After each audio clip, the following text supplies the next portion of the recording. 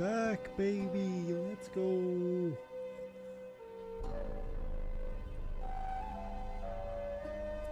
Kami, how's it going, man? How you doing?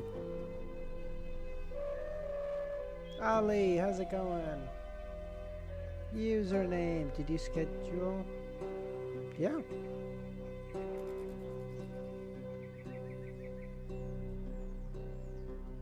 I might be lying a little bit. I might have forgot to again. Sorry. I'm sorry. I forgot. I went to get breakfast. I'm sorry. I apologize. Drool. Okay, cool. That's something. So can't stay tree. You're the best friend forever. Username. Kami says he's your best friend. That's so adorable. Devil, how's it going, man? Holy fuck, bro. Good on you for being up, dude. Holy fuck. What time did you go to bed, Devil? DSV, how's it going? Plague, how you doing? How are we feeling about Derek's story being a special episode? I don't like it, but I understand. Given the time constraints of a donghua, I understand. Like 13 episodes, you can't fit everything in. I get it. So, I hate comment. Milo, how's it going? Username, don't be like that. Oh, okay. I unblocked him and he insta started trying. I woke up at 7:30? What the fuck? Bro, I was up till 4. I don't know how much longer you guys stayed up till. Fuck you guys. Jesus Christ. I left at 4. I was like, okay, I can't do it. I was like, I can't stay up any longer. Derek deserves his own show. Yeah, the horrors of Derek. Okay. We will deal with this later. But now on Discord, now that the server is boosted, we can get Nightwalker. How's it going? Every role can have their own icon. So what exactly that looks like, we'll figure that out. I was thinking like I'd be like Roselle because I feel like Emperor's suited, even though I don't like Roselle. I feel like he's fitting. Whether he's lying, I didn't try to say he's just acting tough. Leo Sam, how's it going? So what pathways rolls? No, just like regular rolls. Although we can do pathways because I feel like I'm just the Lord of the Mysteries guys at this point, so or rather a Lord of the Mysteries guy, maybe not the Lord of the Mysteries guy, but you know. So we can do a system like what's on Easy Server. You guys are up for it. Luvion, how's it going? Why don't you like Roselle? He's scummy. He's a scummy person. You know, he's a little bit of a scumbag. But hey, that's okay. We're all little bits of scumbag, okay? Inside our hearts, there's a little bit of scumbaggery. So you know what? It's not necessarily horrible. But okay. Okay, so something O something LD. Some more than others, yeah. What scummy things is it? We clearly need a curly-haired baboon and uncle roll. No, you guys are gonna make me have the uncle roll. I hate you guys. No, we can't have an uncle roll. No, you can't make me have an uncle roll, okay? I won't allow it. All roleplay starters. Okay. So if I do like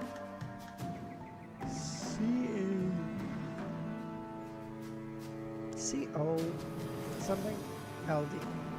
C-O-U could. Bitch. Something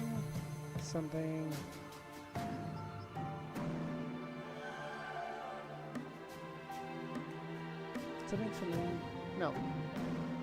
D is the second letter would be rough. D-L, no. E isn't up there, so. D-O-U-L-A.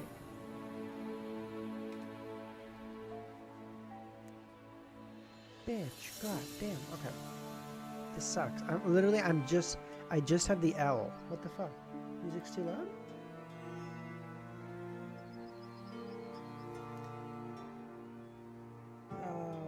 Music too loud, really?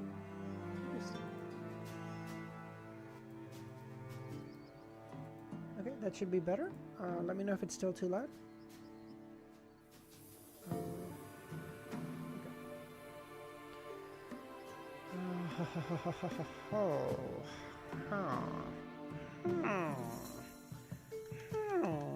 Oh, wait. Okay. So, O.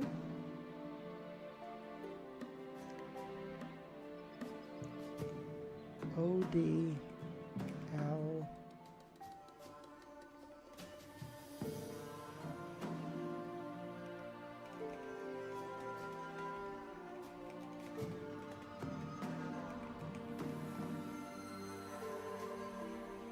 I don't know why I did that. I knew it wasn't that one. Also, there's art I sent you and the interviews on my channel. Oh, sounds good username. Okay. Well, I already saw the interview, so I probably won't react to that on stream. Unless you guys want to, because I've already kind of seen it. Okay. So, G. Okay. Okay, so it's something O. D.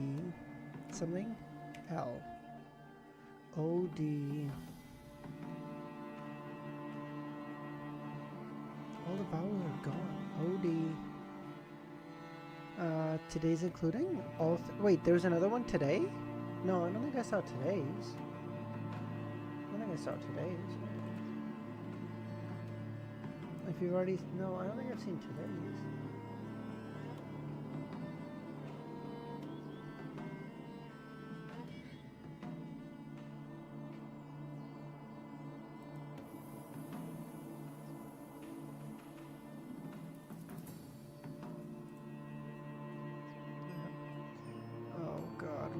OD. No new thumbnail for new volume. Oh, that's actually a good point, Pushkar. We can do a new thumbnail. I don't know if anyone has like good art for what's that? Dwayne? Yes.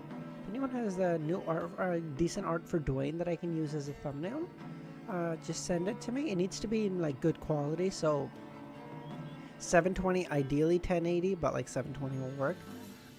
If someone has something like that, hit me up or just toss it in the Discord, please, and we'll get that. That's a good point. We should update it. Doing the Rock Johnson, of course.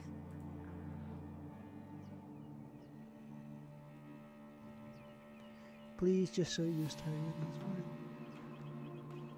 No, Taiwanese version looks too different from how he's described. I wouldn't use them.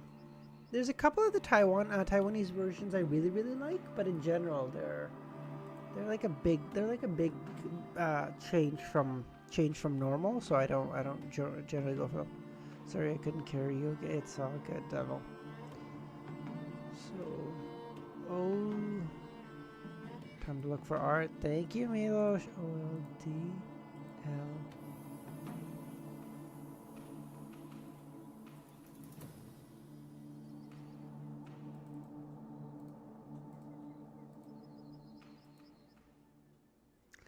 Spoiler, volume 4 is great, but sadly it's full of yeah, exactly. That's the concern, right? That's why I have my strongest soldier, Milosh, looking for it. Like, this is not bad, but D doesn't work in the spot. U doesn't work. O doesn't work in the spot. How did you like Volume 3 ending? Honestly, Chris, it felt a little lackluster. I'm not gonna lie. The Volume 3 as a whole is probably my favorite. I love the Gehrman persona. It's totally up my alley. Klein being, less focused on preparation, more focused on spontaneity is like totally my jam. That being said, the ending was a little lackluster. I get that there was like a demigod battle and stuff, like totally cool, but I didn't get to really see anything of it. All we really saw was like Klein's going, okay, so Miss Messenger is fighting with a demigod. They keep coming in and out of the spirit world, and he's holding the fucking book of Grosel over his head because he's like, bah. That's it. That's literally all I heard. Can you raise your voice a little? Am I quiet? Oh, that's interesting. What the fuck? I'm quiet now. God, my fucking mic every time. Okay. This should hopefully be a little bit better. If, you know what, this might still be quiet. Fuck it, hold on. Okay, let's try that. That should be better.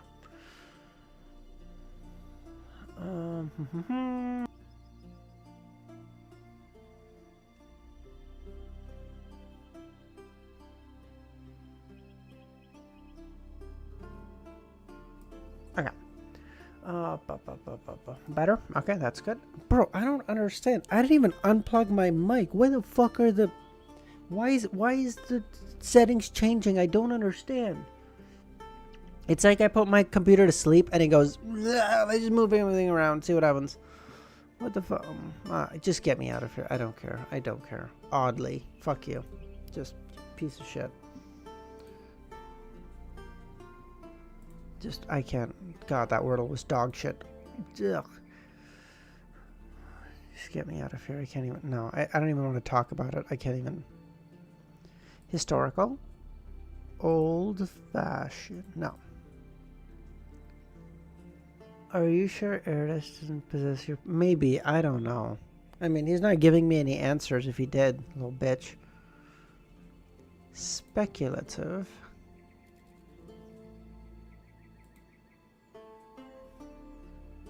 Sean. Flair. Yo, a new guy started reading Lord of the Mysteries. I gotta get a new lamb. Loyola, how's it going?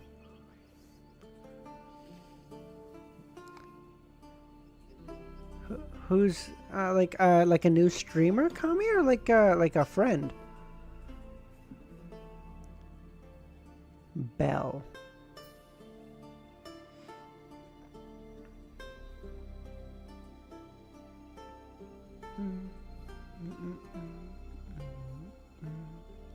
A new streamer? Oh shit. Yeah, the VTuber I knew about, but is it the VTuber you're talking about, Kami, or is it someone else? Because I know about the VTuber.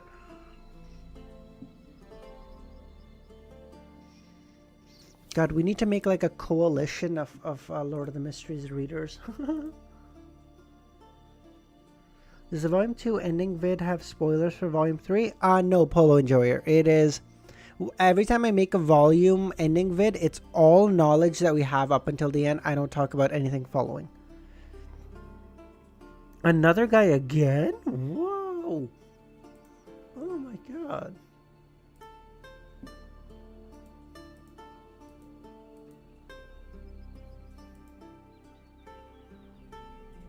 Yeah, no problem, Paulo.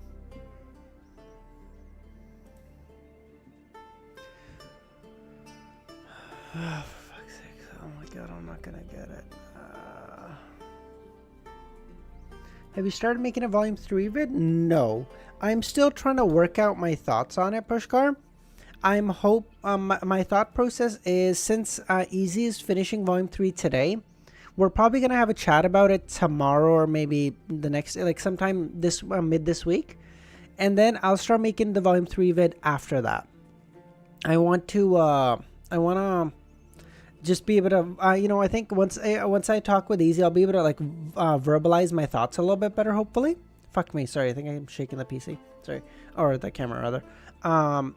Once I can like verbalize my thoughts, once I'm able to like talk through my thought process a little bit, I think I'll have like a clearer, better vision of what I want the video to look like. Because right now, my thought process for the video kind of just looks like the ending was lackluster, but like I love the Gearman persona. I was like, I don't know. I don't even know if that's something enough that I should even warrant making a video about, you know? So I just want to talk through it, see what Easy's thoughts were. Hopefully his thoughts are a little bit more different from mine. Once we can sort of talk through our thought process, hopefully we get something a little bit better, and then I can hopefully make a better video. Yeah, okay. That being said, I'm just having a bad day today because, I mean, given I woke up not too long ago. But that's fine. We're going to stop there. Let's just start reading Thorium. Another VTuber? Wait, do we have two VTubers now? Do we have two regular peeps, me and Easy, and two VTubers? 7:35. Yes, okay, that's the right place to start. Great. Oh, it's so good to be back in Backland, dude. Oh, it's so good to be back. Not a VTuber? Fuck, okay. I thought it was gonna be a 2v2. Okay, cool. Alright. Wandering Cloud, how's it going? How you doing? I sent the link in your general. Alright, sounds good, DSV. We'll check him out later. Oh, Dr. Z, I assume.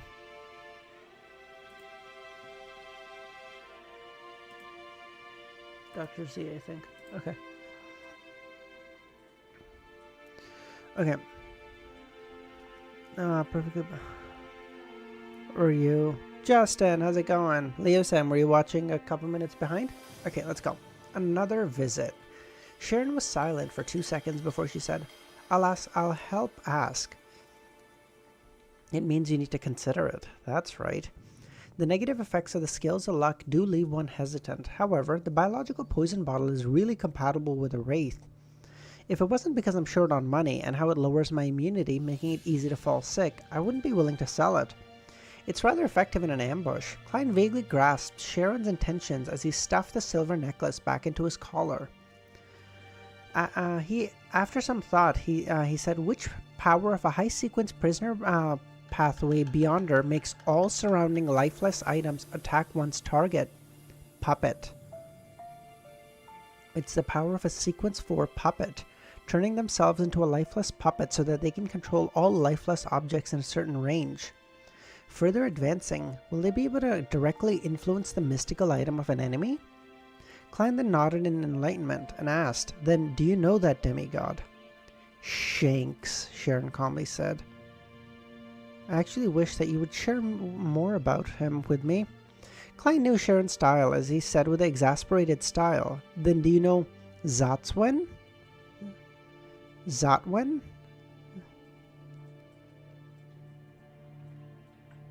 Wait, is the other guy streaming right now too?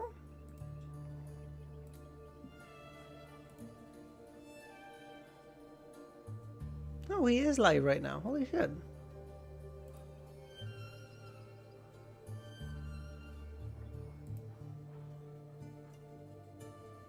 Oh, cool.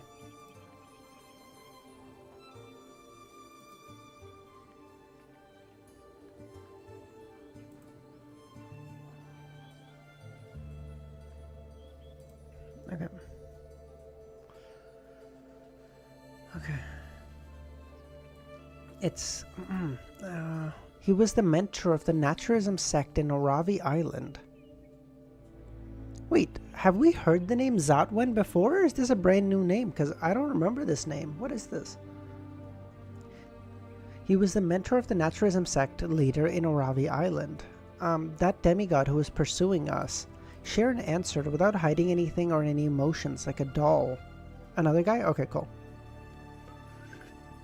That's the one who made me feel like the chairs, tables, and curtains wanted to kill me. What a coincidence. However, it wasn't arranged. It just proves that as a secret organization, the Rose School of Thought, with a history of over 1,000 years, doesn't have that many demigods. Perhaps it has about the same number as the Aurora Order.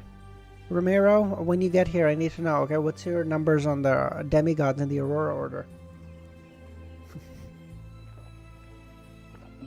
The number of saints around 5, and the number of angels and grade 0 artifacts are 2 or 3. Of course, this is also because they were suppressed by the 7 major churches, reducing their headquarters to colonies. At the height of their powers, they might have had far more. Klein thought and asked again, then do you know the Rose School of Thought member that's able to make the entire mountain tremble with just one arm?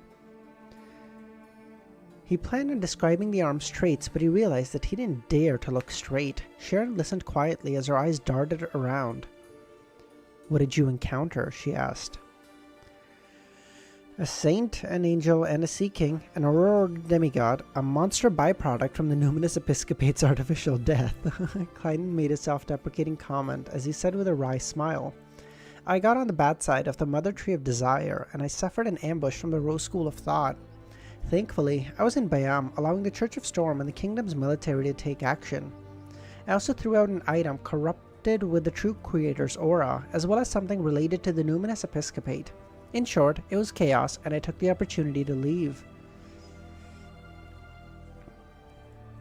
Mother Tree of Desire, Sharon muttered. The name as a rare emotional upheaval appeared in her eyes.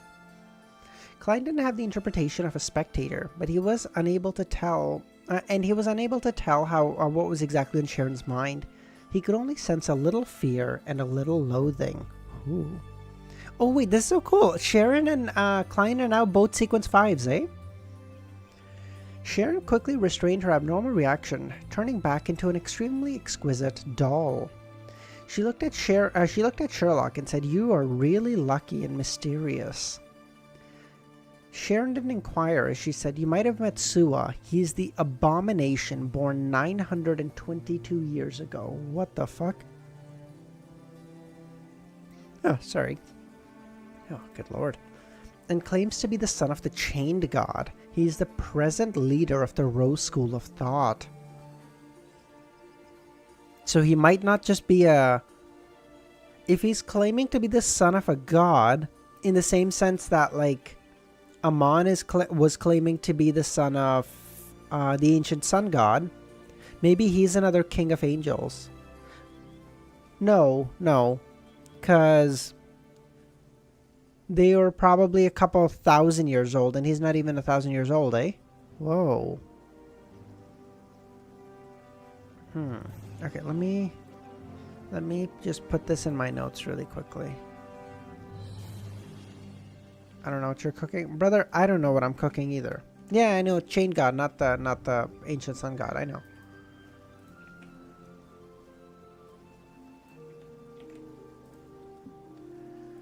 All right, let me just add that to my notes really quickly. Give me a quick sec.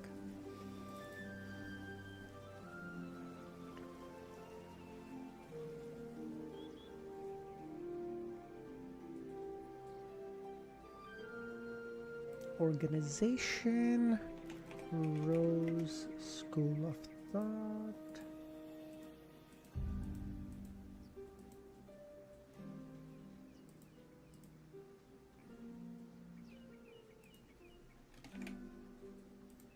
Okay. Ending of volume 3 where? We just streamed that we just streamed that yesterday, see? So right now the VOD is members only, and it will be that way for about another day or so, and then it should be available to watch.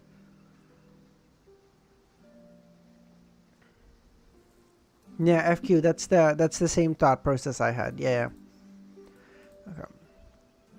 No way, the Rose School of Thought sent its leader to deal with me? I'm just a mere sequence 5. If not for Hilarion's warning, I might have already been captured by the Rose School of Thought.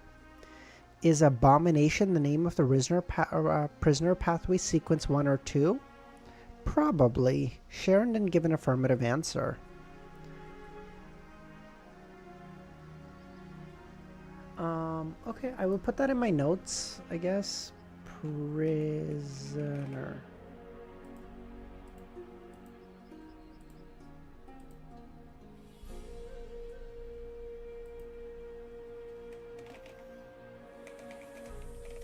One or two likely abomination.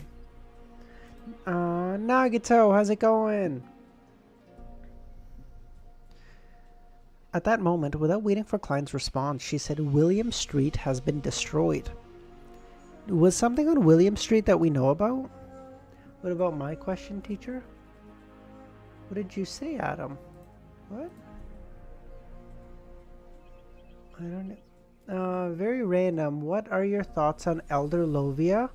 Oh, Elder Lovia. Generally negative. I mean, she seems very pretty, but generally very negative.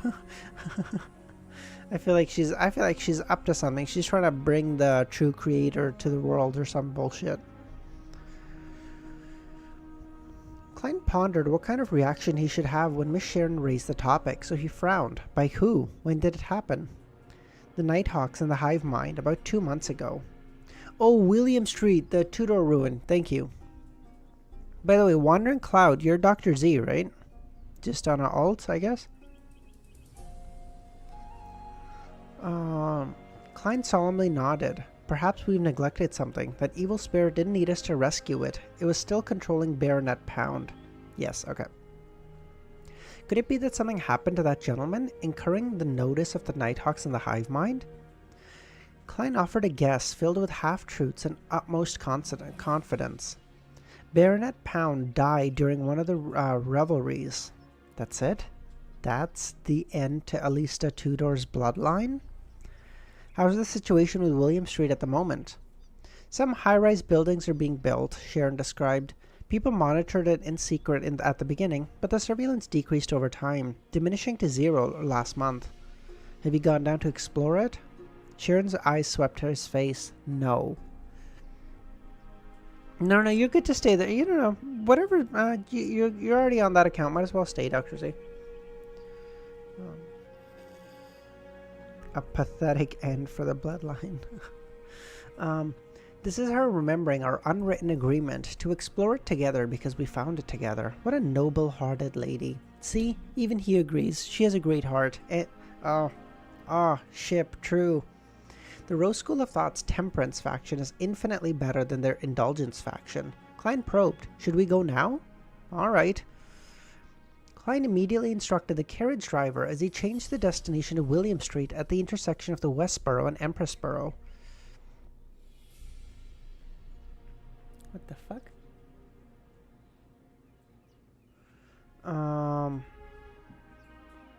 Along the way, he casually mentioned what he saw and heard at the sea, as well as the experiences that didn't involve his secrets. Although Sharon didn't answer him, she listened attentively, seemingly interested. See, would Klein do this with 4s? I don't think so. Miss Bodyguard, all the way. This made Klein recall when he got to first know her as Miss Bodyguard. He sat on the illusory high-back chair in the oriel window's glass. Her right hand held her cheek as she seriously listened to the conversation with Ian. She had great potential in being a spectator. The carriage driver passed through the silent streets in the drizzle before finally arriving near William Street. Without approaching the area, Klein and Sharon discovered that the ruins had become a huge work site. After circling to the region that matched the underground ruins, they stood underneath a huge tree. Klein said to Sharon, who wasn't drenched by the rain despite not holding an umbrella, "Let's head down." As the rain fell, they passed through Sharon's blonde hair and body before hitting the ground. All right. Sharon didn't ask how Sherlock was planning on heading down with her. Klein reached his hand into his pocket and easily removed the wall of spirituality and opened the iron cigar case. Behind him, a figure suddenly appeared. It was none other than the Admiral of Blood Signor. "He will head down in my stead," Klein said with a smile. Immediately following that, he controlled his marionette in a composed manner. Signor immediately pressed his hand to his chest and bowed at Sharon. "Good evening. I'm honored to work with you." He's so cool. He's so cool. Wait, the Admiral of Blood, he's a Sequence 5 as well, right? If I'm remembering right?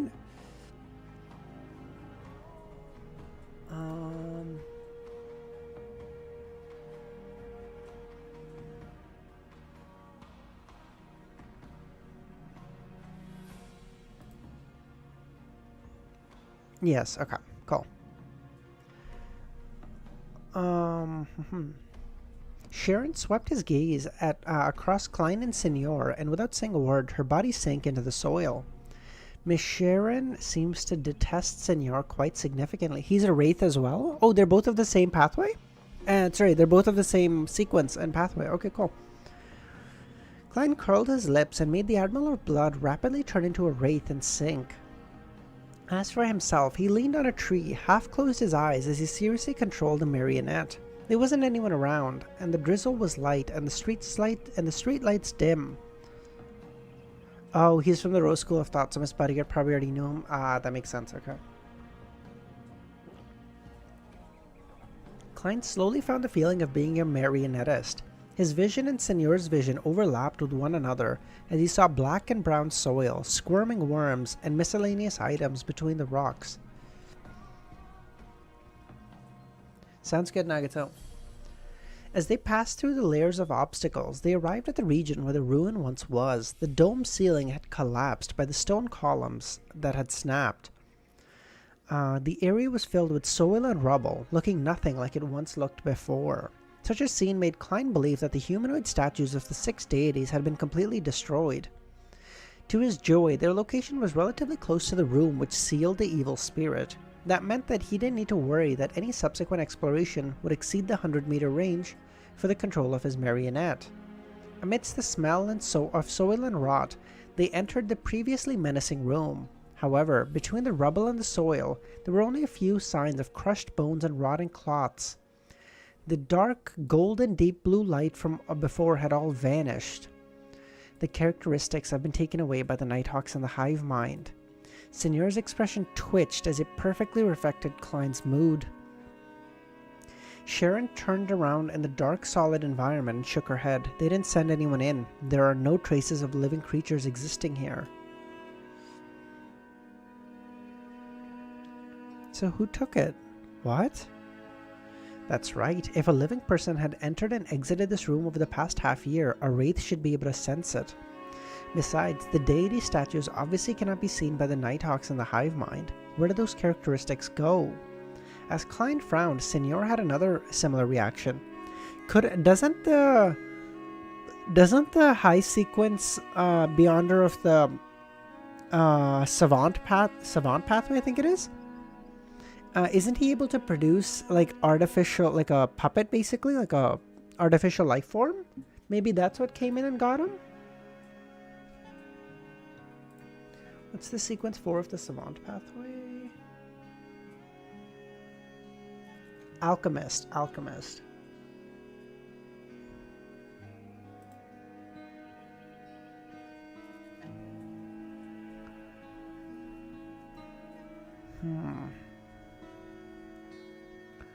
Do you know the fragrant flower blooms with dignity? I've heard of that. I think I've heard of that, Pushkar. Give me 1 second. Let me just see. Yes, I have heard of it. It's supposed to be quite good. I'm excited to watch it. Yeah.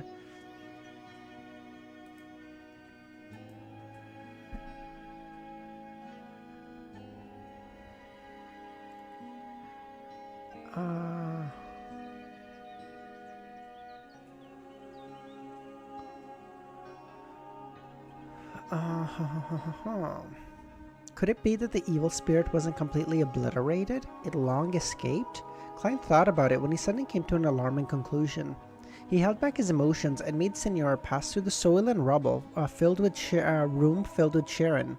As they arrived at the spot where the bloody door previously stood, at that moment only a few splinters proved that it existed before. After proceeding forward a few meters, the two entered a room where the evil spirit was sealed. It had likewise been destroyed and buried. Klein used Señor's body and eyes to look for clues as he flew about. There should be a black high-backed chair here. Sharon stopped and pointed.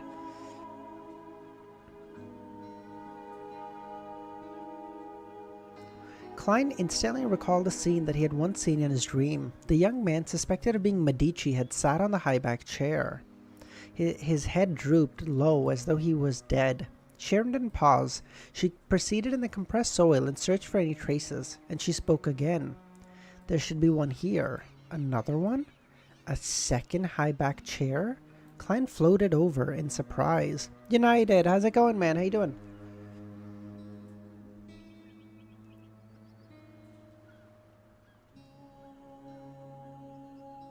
Yeah, why is Klein surprised? There are 2 chairs.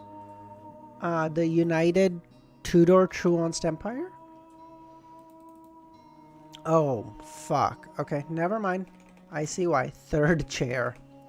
So, could there have been a United Truanced Tudor Solomon Empire?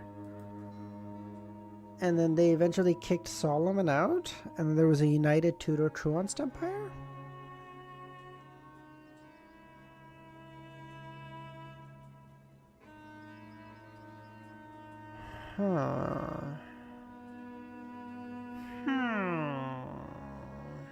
The Tudor Truanced United Empire.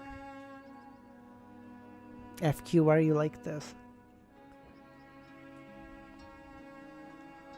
Señor, in his wraith form, once something happens, I will write it down, goddamn.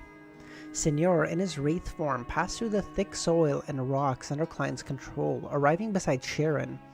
He saw a damaged armrest which had asymmetrical patterns buried there, looking rather similar, but also different from the splinters they discovered moments ago. The armrest wasn't pure black in color. The patterns exuded a dark red color, as though it was the intersection of iron and blood. Iron and blood. So maybe that's like the Alista Tudor, the Blood Emperor's chair, maybe? Recalling the scene from his nightmare, Klein determined that this wasn't the high-back chair that the entity suspected of Medici sat on. This was the second chair. The room that sealed the evil spirit had at least 2 high-back chairs. Klein and Sharon didn't say a word as they circled around in different directions and looked for other clues. Before long, they discovered evidence of a third high-back chair. It was the legs of a chair, mainly dark red in color with pure black patterns. It was completely different from the other 2 kinds of splinters. Perhaps it's a problem caused by the asymmetrical traits of the 4th epoch. Klein knew Sharon's style, volunteering to speak and say something that even he couldn't believe.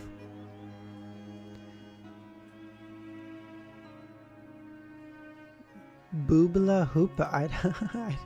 That's a great name, dude. In the nightmare that resulted from the evil spirit's influence, the colors of the high-back chair, at the very least, were uniform. Sharon shook her head. 3 has more of a ritualistic feel. She was implying that the innocent victims of the Blood Emperor Alista Tudor weren't just one person back then. Perhaps a ritual had been taken to the room that sealed the evil spirit. Maybe if there were 3, they were the 3 sequence 1 of 1 pathway, and then Alista Tudor killed them, and then tried to become the god of that pathway, because Alista Tudor switched pathways, right, to become a god. He went fuck it. He went, madness is a small price to pay for godhood, basically.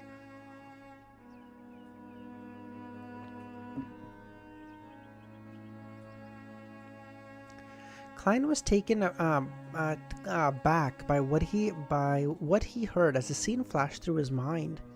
In a spacious and dark room, 3 high-back chairs of different colors were placed around a particular point in the center, and sitting on each chair was a breathless humanoid creature with a drooping head. Among them included Red Angel Medici.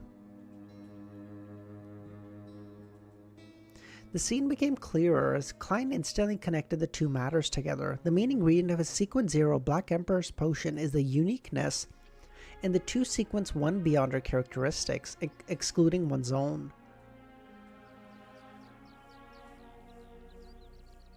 Read my reminder comment. Don't you remember the conversation in the book world? Tudor Truan's empire was established after the betrayal and killed Solomon.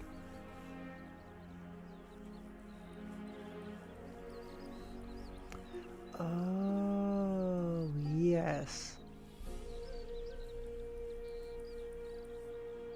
Yes, I do remember that, Dr. Z. Thunder, how's it going, man? I am indeed streaming. We're no days off. I mean, I took yesterday. I took yesterday night off. I figured it was fair. I take the night off. Blood Emperor Alista Tudor had apparently forcefully jumped from the Black Emperor's pathway Sequence 1 Prince of Abolition to the Red Priest Sequence 0, which wasn't a neighboring pathway. As a result, he became a half-crazy true god. I feel like craziness is like a fair price to pay for godhood. I feel like everyone would take that deal. I feel like everyone takes that deal.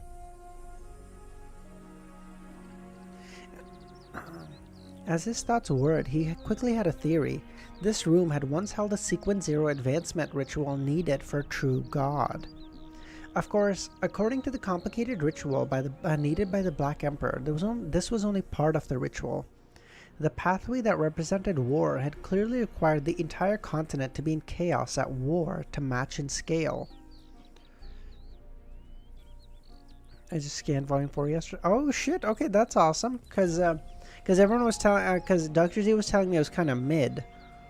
Remember to note which pathway isn't interchangeable? Hell yeah, I did. Let me actually show you guys. I thought this was cool. Obviously, if anyone is ever interested, my notes are available to see for anyone in the Discord. But, so like I have all of them like this. No. Where, so the same colors means these 3 are interchangeable. These 3 are interchangeable. These 2 are interchangeable. These 3 are interchangeable. And these 2 these two, and then these are the ones I don't know, right? Currently they're just blank. So I feel like that was a really nice way to organize them, where just by having the same color, I know that they're interchangeable. I thought that was cool.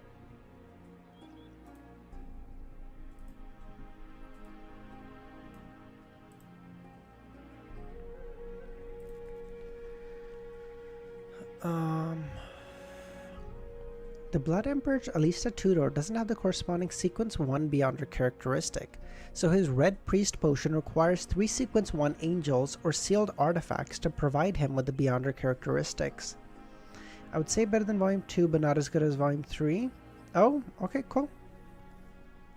Pick better color scheme. Okay, I feel like there's more important shit to worry about than color schemes, Nightwalker. There happens to be 3 high-back chairs. Yes, the evil spirit suspected to be Red Angel Medici said that to help it escape its seal, one should find the direct descendants of the Sauron, Einhorn, and Medici family, and then extract 10 milliliters of blood and mix them with holy water.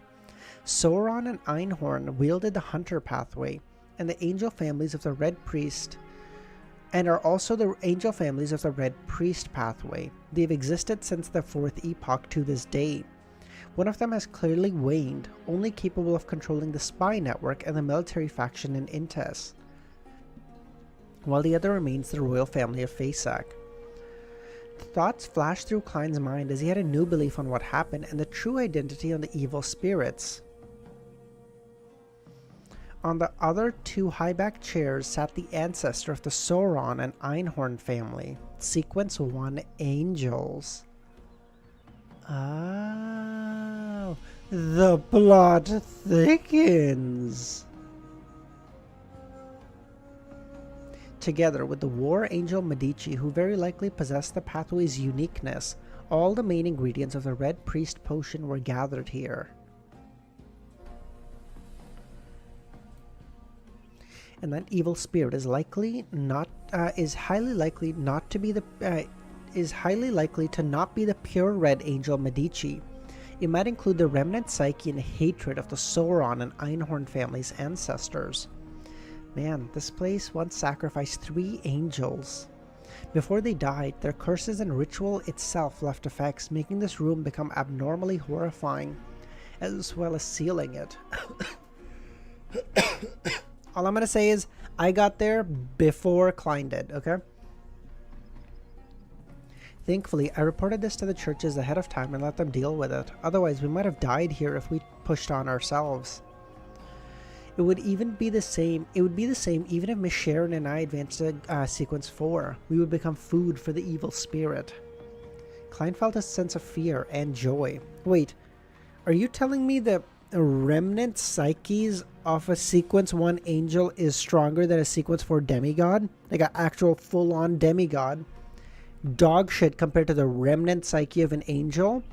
How... Romero did describe this for me, where he said like the gap between each sequences becomes bigger and bigger in time, but it's still like really shitty to like get your mind around, because instinctively your mind is like, well, like I get that like a 3 is stronger than a 4, but like they can't be that much stronger, you know? But really it's like, to beat a Sequence 8 you need like 5 Sequence 9s, and then to beat like a Sequence 7 you need like 10 Sequence 8s, and then to beat like a Sequence 6 you need like 20 Sequence. It's like, what the fuck is happening? Like your brain doesn't, like our brains are set up to do linear calculations well, they don't do exponential calculations well at all.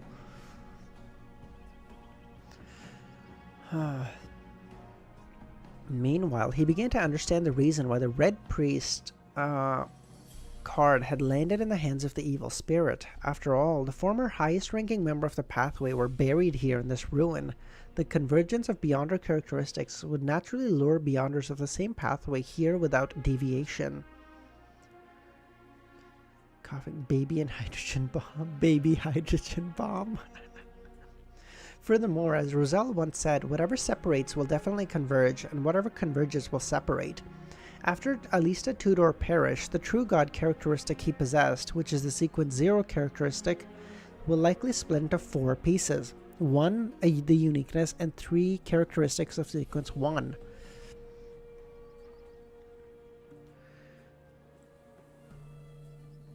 They live, the more Klein thought, the more he felt that he previously underestimated the evil spirit. They can live up to being angels who advance from conspirers. Standing under the tree, Klein controlled Senior to say, perhaps it really is a ritual. It's related to Alista Tudor. The scale and level involved must be great. Sharon added silently, Sauron, Einhorn, Medici. Blood Emperor Alista Tudor is likely a true god of the Hunter pathway. The card of blasphemy is represented by the Red Priest. Sharon remained silent as though coming to a realization, and she said, that card is gone. She was referring to the Red Priest card, which was the evil spirit, which the evil spirit had formerly shown them. Perhaps that evil spirit has long escaped before the Nighthawks and Hivemind destroyed this place. Klein shared this theory, and it had taken away all of the Beyonder characteristics and that Red Priest card. It's very crafty and wouldn't leave behind any clues. That's right, the Beyonder characteristic outside the sealed room is clearly not at a sequence 4. To the evil spirit who was once a king of angels, they don't have any allure. Likewise for the Red Priest card. It can be understood that it took away the things in this room, but why didn't it leave anything? It's like telling others, haha, I fooled you, I've finally escaped, catch me if you can. No, maybe that's not what it's trying to convey. No, being crafty doesn't necessarily equate to not leaving clues. The sequence 8 of the Hunter pathway's Provoker. At that moment, the red angel that surfaced in his mind had the picture of Anderson Hood on it. I feel like Anderson and a sequence 1 angel have like a couple of things in between, no? Sharon listened silently as she gaped her mouth slightly, but didn't say a word. Similarly, Klein was speechless. He felt that the Beyonders of the Hunter pathway truly had a crystal clear style. In comparison, the red-haired Helene didn't appear anything like someone from the Sauron family. However, she was rather talented at provoking Vice Admiral Ailment. Yes, back then, the Sauron family also infuriated Roselle. The silent mood was broken by Klein as he said a joke, perhaps the reason why they were captured and brought here. Huh? What's the joke? Oh, because they were pissing off Alista, maybe? Is that the joke? I don't know. Who was helping Alista Tudor? Sharon asked. Perhaps it's the 6 deities. Klein recalled the 6 deity statues in the hall. However, he said on second thought, however, the 7 deities supported the Truonst Empire. The Sauron and Einhorn family were powerful aristocrats of that empire. Of course, it can't be ruled out that they first supported Tudor and later had a falling out after he went mad. How many Backlands worth of Anderson Hoods would you need to defeat a Hunter Pathway Angel? I don't even know if you can, FQ. I don't even know if, like, once the gap is that big between them, if numbers even matter. Like, I feel like you could throw infinity Anderson Hoods at an angel of that pathway, and it would just be cannon fodder. Like, couldn't the angel just turn into his angelic form or true form or whatever, and then all Anderson Hoods that look at him just disintegrate on the spot? Like, he doesn't even have to do anything. He could just be eating cereal in his god form, and infinite Anderson Hoods are dying.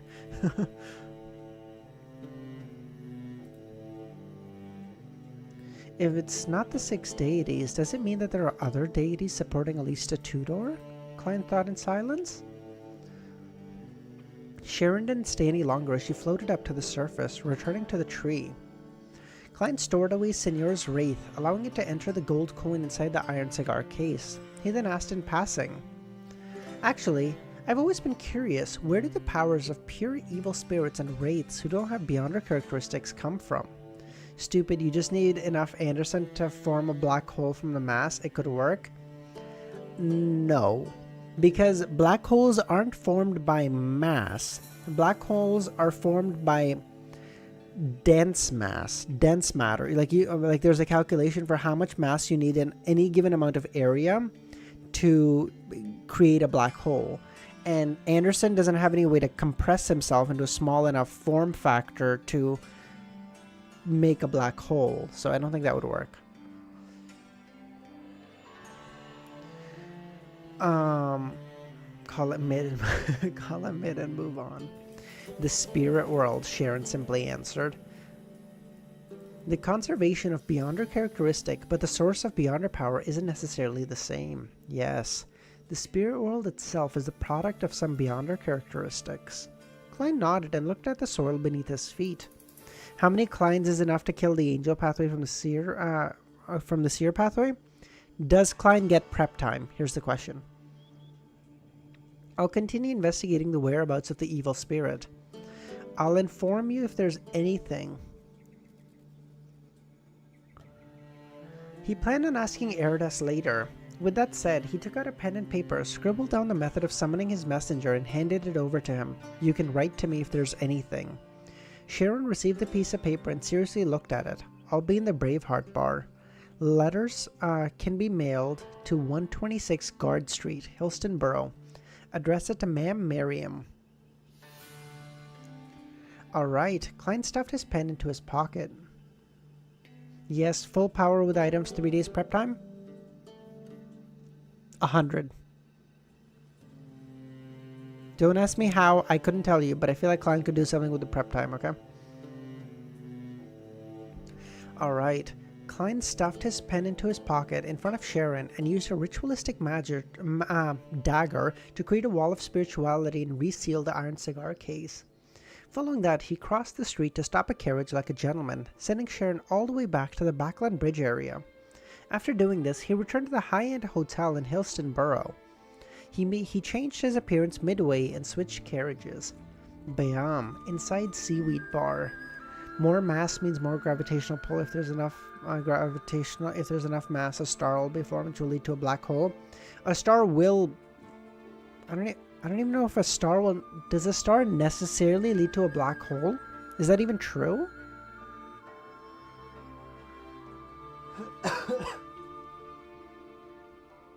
Bam! Inside Seaweed Bar. Danitz, who had spent some time drifting at sea, once again stepped back into the City of Generosity. He planned on helping the Resistance to handle some matters. He pressed down on a cap, sat at the corner of the bar counter,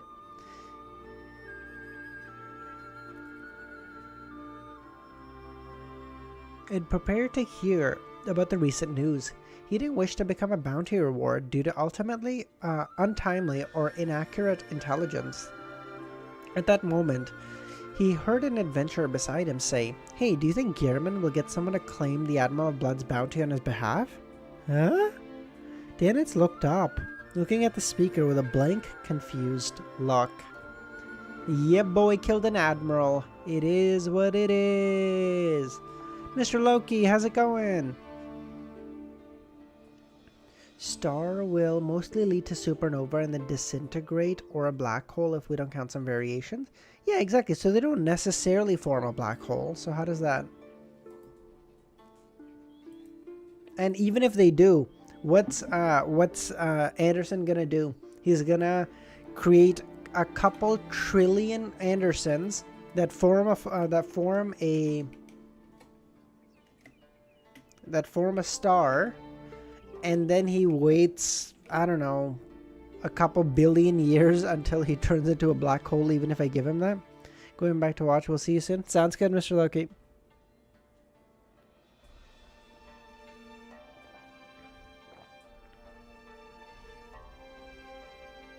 You fool, one of Klein's items is the copper whistle. Okay, you did not say he could summon friends. Okay, that's bullshit. Why would the madman, Gehrman, need someone to find the Admiral of Blood's bounty for him? That's not right. Why wouldn't he just claim it himself? He ultimately lowered his head to prevent himself from exposing his shock and confusion. Good lord. The adventurers beside him continued. How would that be possible? No one would dare to claim it on his behalf. That's right, unless they wish to bear the wrath of the Church of Storm or sell out Gehrman. 42,000 pounds. If I got that kind of money, I'll immediately head to Backland and be a tycoon. Wouldn't you enjoy yourself in the Red Theatre for half a year first? Well, perhaps Gehrman can claim it for Intis, Faceac, or Fainapotter. It wouldn't be as much as 42,000 pounds, but it'd still be a lot. As the adventurers conversed, they began imagining their lives after obtaining 42,000 pounds. They even had a conflict of opinions and began arguing. No way. Are they implying that Gehrman killed Senor? No. Although that madman always had the intention of doing so, he lacks the support needed. He needs to work with the captain. Anderson Hood? Dennett stood up, pressed down his cap, and kept his head down. He rushed to the billiard and card room where there were newspapers. No, just spam Anderson on the star until the mass will be more, and then the energy produced will counteract the gravitational pull. What? I don't even think that's how that works.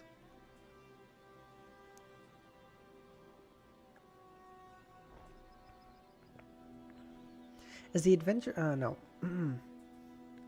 Just as he left, a few adventurers from before looked at his back and spoke. Do you recognize him? It's obvious that something is wrong with how he was acting. I didn't get a good look, but I think he's a pirate here to gather intel.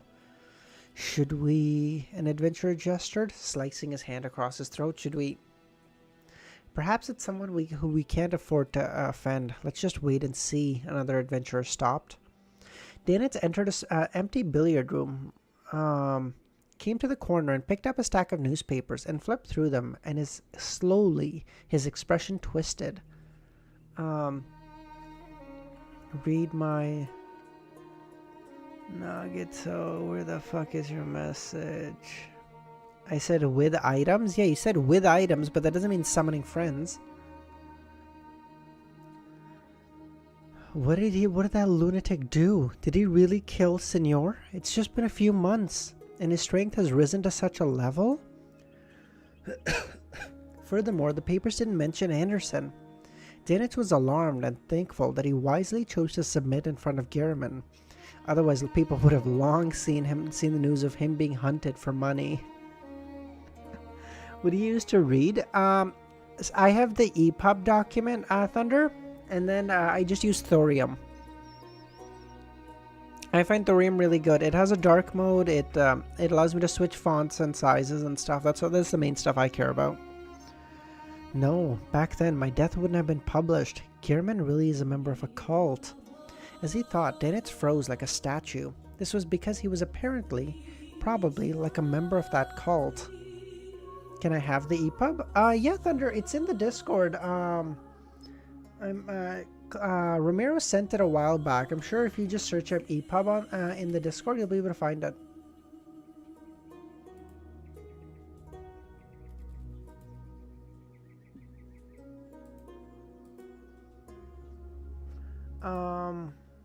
Yeah, I'm sure. If you have trouble finding it, just let me know. I can send it to you as well.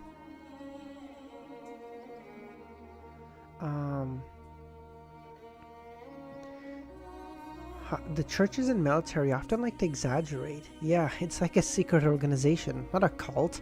Dennett consoled himself before having the feeling that the organization backing Gehrman was very powerful. The successful hunting of Senor, one of the admirals, was evidence. Dennett exhaled as he apprehensively praised the fool inwardly, expressing his desires to handle matters more seriously. In a small building near the Governor General's office, Ellen and Oz walked out. It's finally over, Ellen sighed. Oz Kent rubbed his head. That's right. They had been interrogated while separated for 2 full days because of Gehrman. Thankfully, Ellen had never hid anything from the beginning. He had reported to his superiors that Gehrman was of unknown origins, but friendly to the military. It had nothing to do with him, since the decision of making this adventurer an informant while having his background investigated was made by the higher-ups. As for Oz Kent, there wasn't any problems at all. He had followed the regular protocol while claiming the bounty for Gehrman. He slowly walked towards the entrance in the middle of the garden. Ellen said with a sigh, "Who knew that Gehrman was that powerful and crazy?" According to the little information that they knew, finishing off Admiral of Blood was one of the most ordinary and trivial matters that Gehrman had done that day. True, true. He started a fucking demigod battle royale and you guys are focused on killing a sequence 5? Ugh, whatever. And such a crazy person had made the choice of entering the dangerous Banshee to save a few passengers and crew members who merely expressed their friendship to him.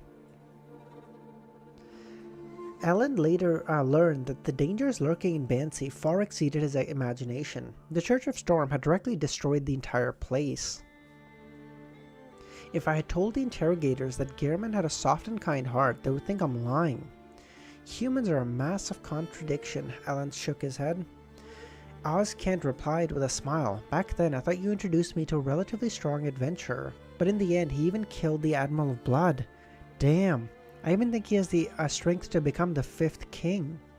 You wouldn't doubt what I say if you looked at the forest and those nearby mountains. That place, it's like it was blasted by the coastal defense more than 100 times over. Well, yeah, but Klein didn't do any of that. Fucking the fucking demigods did.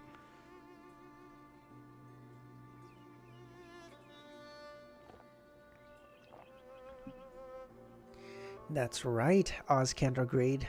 By that time, both of them had walked out of the main entrance.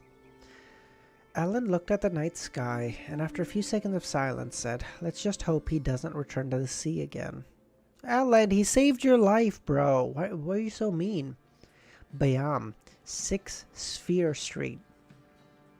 Dressed in children's clothes, Denton ran up to the study and said to the elder sister who was practicing her sketching, "Donna, they say Uncle Sparrow's a bad guy, a cultist, and a murderer.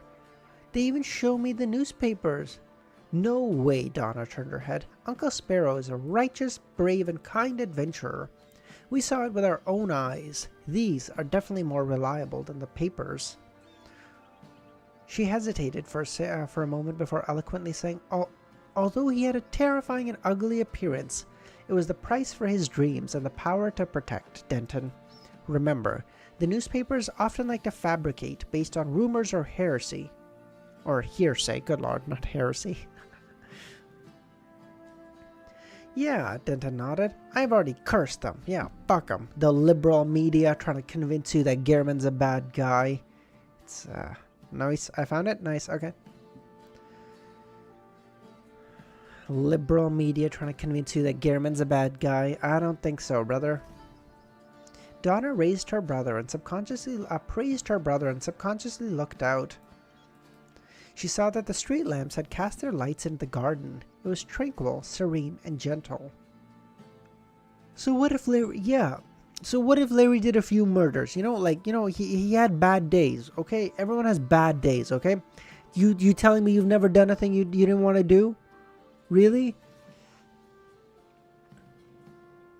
No, you have a bad day. You do some stuff you're not proud of. Okay, what you're proud of everything you ever done? Of course not. It is.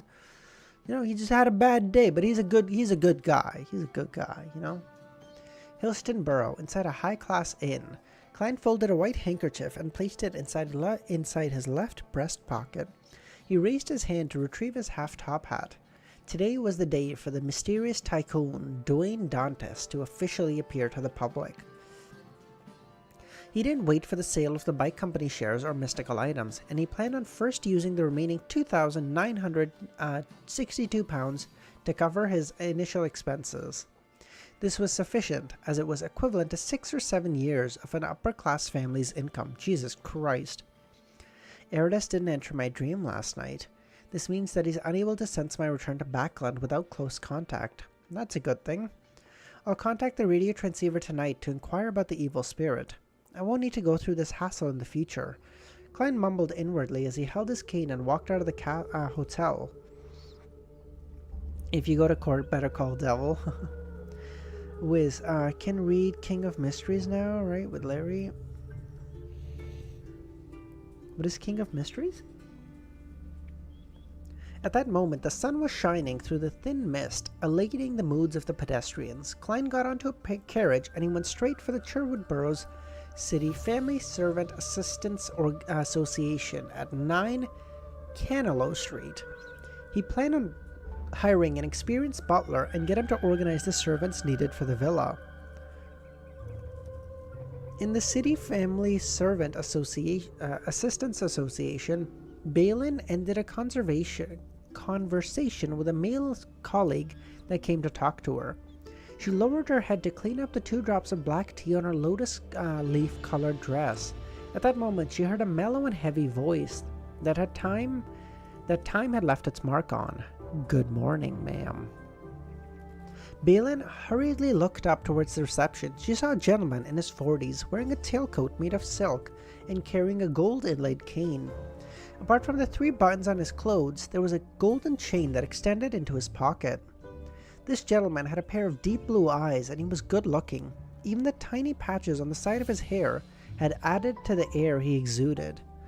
Just a smile from him made Balin's feel her cheeks turn warm. "Aww. Sir, how may I be of service? How may I address you?" Balin hurriedly asked. "Dwayne Dantes. I wish to hire a butler. A good one." "Mr. Dantes, please wait a moment. Have a seat." Balin hurriedly led Klein to the guest area as she reached out to point at a cloth sofa. Klein held a smile without rushing or nagging her. He patiently sat down and awaited the staff to provide him with a list of names. "What a gentleman! Oh no, I forgot what requirements he has. Mr. Dantes, what kind of butler are we looking for?" "It's best if they've served in a noble family before." This aided Dantes in widening his social circle. Such butlers are rare. As you know, nobles seldom change their butlers unless they're unable to provide effective service. Furthermore, even if they aren't able to be a butler, they're able to fill other positions in the household. In addition, the wealthy often have a considerable desire towards such butlers, and they're willing to offer salaries with a premium. Mr. Dantes, we do have the kind you're looking for, but their annual salaries are above £100. "No problem, as long as they're good butlers." Who? Oh my god, Klein is actually spending money? What the fuck? Oh, someone call the fool. He's gonna spend all of his money. What's happening? Soul, how's it going, man? Volume 4 already. Fuck yeah. That's what we're here for, baby. He's willing to spend £100? That's crazy. The old Klein would have had a stroke hearing that.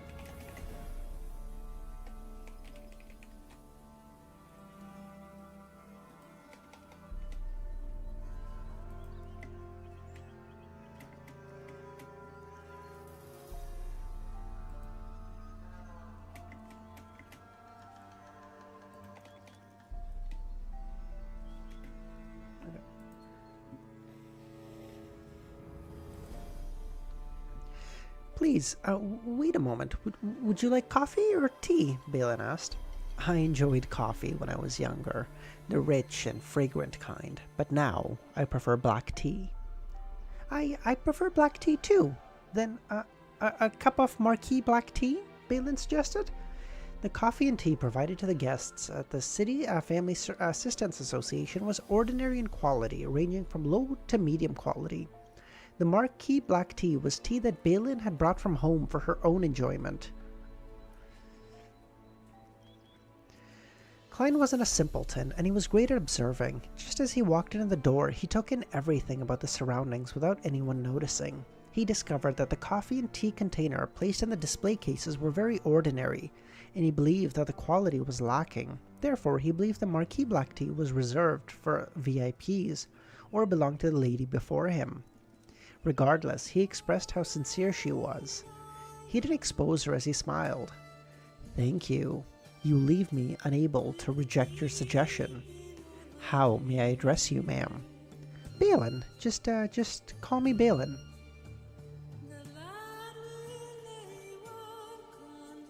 Balin said with a smile.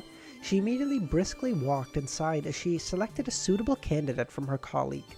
She then returned to the reception counter and picked up the tin container and skillfully brewed a cup of black tea.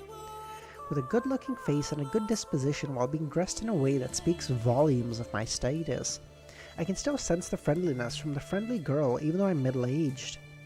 With our client having such an experience for the first time, as he couldn't help but sigh. This made him further understand the importance of the faceless principle of ultimately being yourself. If he didn't keep this in mind and lost himself to the benefit brought by his appearance, he would keep maintaining the corresponding appearance, resulting in him forgetting or even rejecting his former self, and he would gradually lose his identity. Soon, Balin carried a white, gold-rimmed porcelain teacup and placed it in front of Dwayne Dantas and said with a smile, It still needs some time to cool down. Perfect. This gives me the time to adjust my mood to formally face this cup of black tea.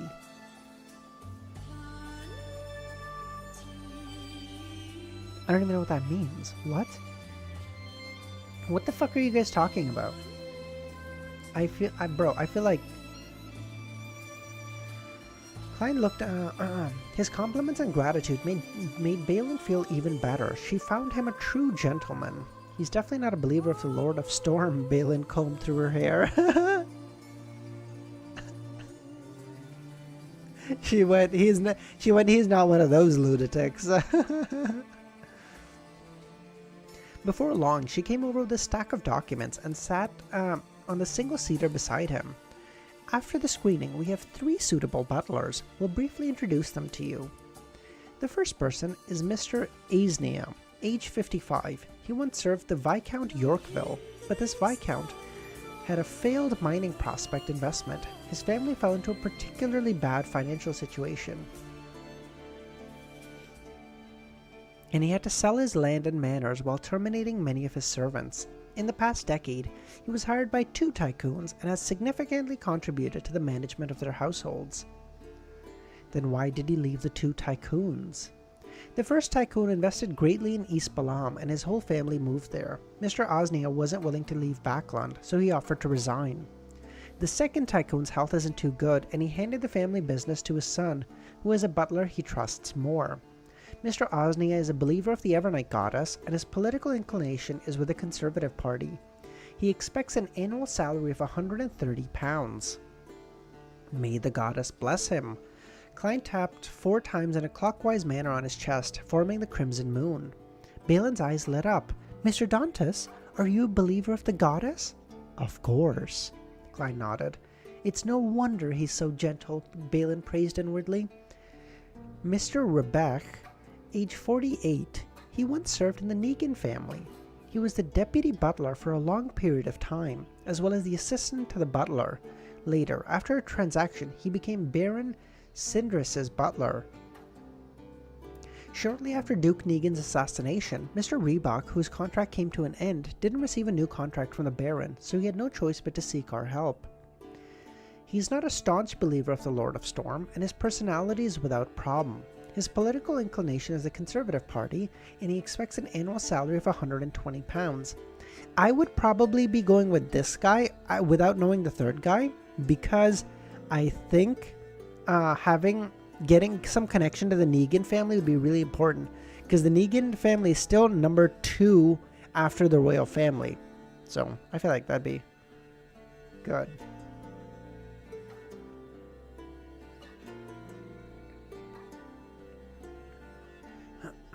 Balin flipped through the documents and spoke again. The third person is Mr. Walter, aged 42. He had been the land steward and assistant butler at Viscount Conrad's house. Due to certain matters, he had a conflict with the butler and chose to leave. He expects an annual salary of £115. Wait, Conrad. Why do I know this name? Conrad. Has this name popped up before? Volume 4 ends at 946? It's 200 chapters? Oh god. Kill me. Can you say, based on your instincts, what do you think will be your favorite chapter? 939. He's a believer of the Evernight goddess, and his political inclination was with the new party. Oh, that's why. The Oravi Island's new Governor General is a member of the Viscount Conrad's family. That's why.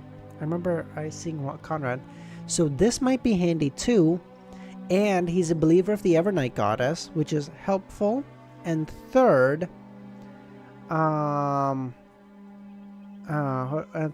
he's with the new party. I don't think the political, but I think the political party is helpful because the Conservative Party is currently in power. So if you have a butler who's in the opposing party, those people are on the come up. They're trying to get into power, so they're way more hungry to meet up with tycoons and form connections and stuff. So I feel like actually Mr. Walter might be best even. Mr. Dantas, who do you wish to choose? Let's do this. Let the three of them come to where I live tomorrow at 9 a.m. I'll meet them and have a chat with them to make a final decision. He knew that associations didn't provide lodging and it was purely an agency. Even if he made the selection right there and then, he still had to wait until the afternoon or tomorrow to see his butler. Therefore, he decided to have a small interview to select the person. No problem. May I know your address?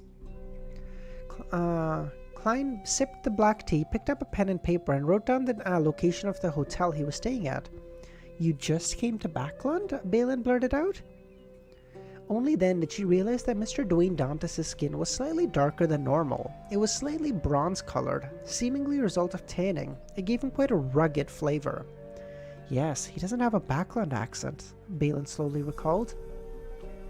I came from Desi Bay. I'm waiting for an excellent butler to help me find a suitable house and servants. After handing over a £3 deposit, he politely drank another sip of the tea and got up to bid farewell. Balin sent him all the way out of the room and watched him board the carriage. Mr. Dantas seems like a tycoon. Compared to that, his bearings and gentleness are even more charming. On the carriage, Klein half-closed his eyes as he leaned against the wall. He couldn't help but calculate his subsequent expenditures. The butler will cost around £120, taking into account the average cost. A valet will be $35, a chef $30, gardener $25, carriage driver $25, nursery governess $20, ordinary lady's maid £15, 3 maidservants £10. This way, just the servants alone are £330 a year. This already exceeds my salary back in Tingen. Furthermore, I'll need to have a carriage which costs about £100. Need a garden and a house, and the weekly rental fee should be about £2. With the food, clothes, and charcoal expenditure, the overall cost is ridiculous. Klein felt a little regret over choosing such a persona. I love how Klein doesn't see any of the benefits. He doesn't see, I'll get access to upper circle so that I can, find out what's happening more, be better well prepared. No, he's like, oh my god, it's so expensive. Bro, you have the monies. Chill.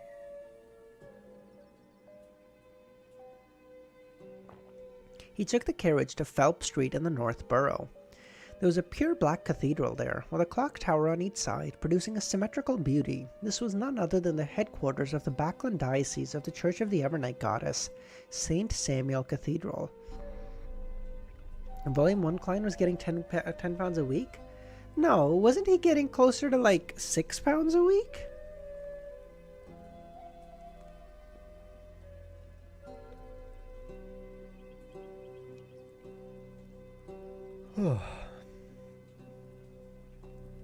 Klein adjusted the handkerchief in his left pocket, held a golden inlaid cane, and strolled into a cathedral and walked down the quiet aisle. It was very dark, making one's mood automatically turn peaceful. Klein casually found a spot, leaned his cane and took off his hat and prayed. Time passed, and after praying and listening to the preaching, he slowly got up, walked to the altar, and bowed at the bishop. He then walked over to the donation box. Klein took out 2 £10 notes, 6 £5 notes, and stuffed it inside. He just... He just donated 50 pounds. The old Klein would have had a stroke. The bishop caught the sight through the corner of his eye, and his expression couldn't help but turn soft. Typically, unless they specially solicited donations or received donations from a deceased will, the cathedral's donation box received tens of pounds at most. This meant that this person was a tycoon, truly rich. Oh shit! His salary changed over volume 1? Yeah, but I thought it went from 3 pounds to 6. Did it go to 10 later? Did it go to 10? I don't remember. Maybe I missed it. I mean, maybe I'm not missed it. That's not the right word, but like, maybe I just forgot about it.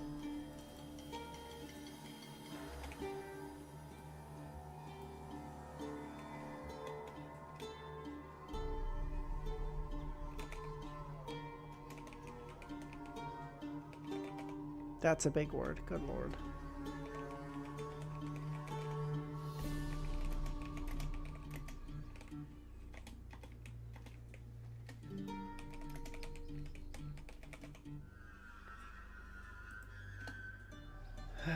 What is this? What is this title?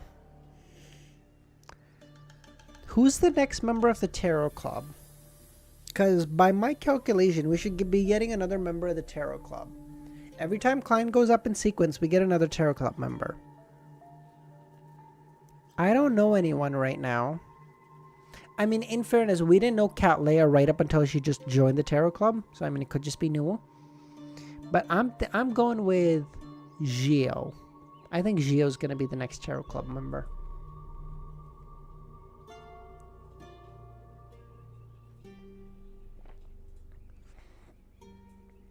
In the main prayer hall of St. Samuel Cathedral, the black-haired bishop retracted his gaze and stopped looking at the middle-aged gentleman in front of the donation box, nor did he have any intention of chatting with him. Bro, this guy donated 50 pounds. You can't even be bothered to talk to him? You a bitch, bro. No, wait, sorry. I just called a bishop a bitch. Jesus. Oh my god, forgive me.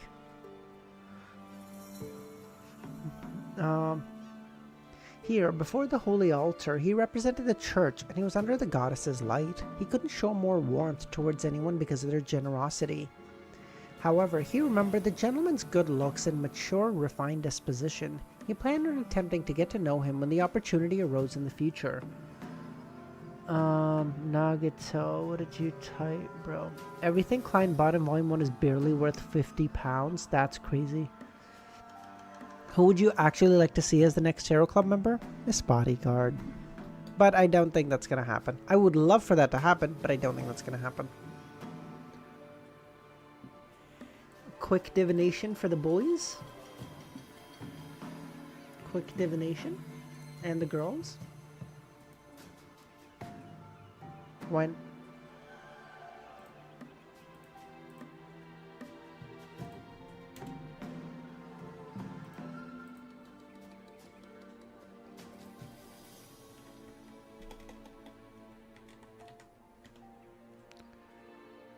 Okay. Gio will be the next Tarot Club member.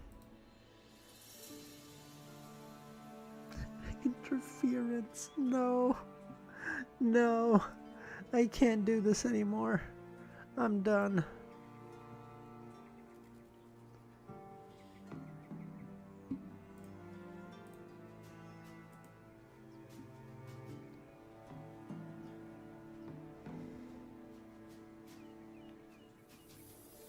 I don't want to talk about it, FQ. Okay, I don't want to talk about it.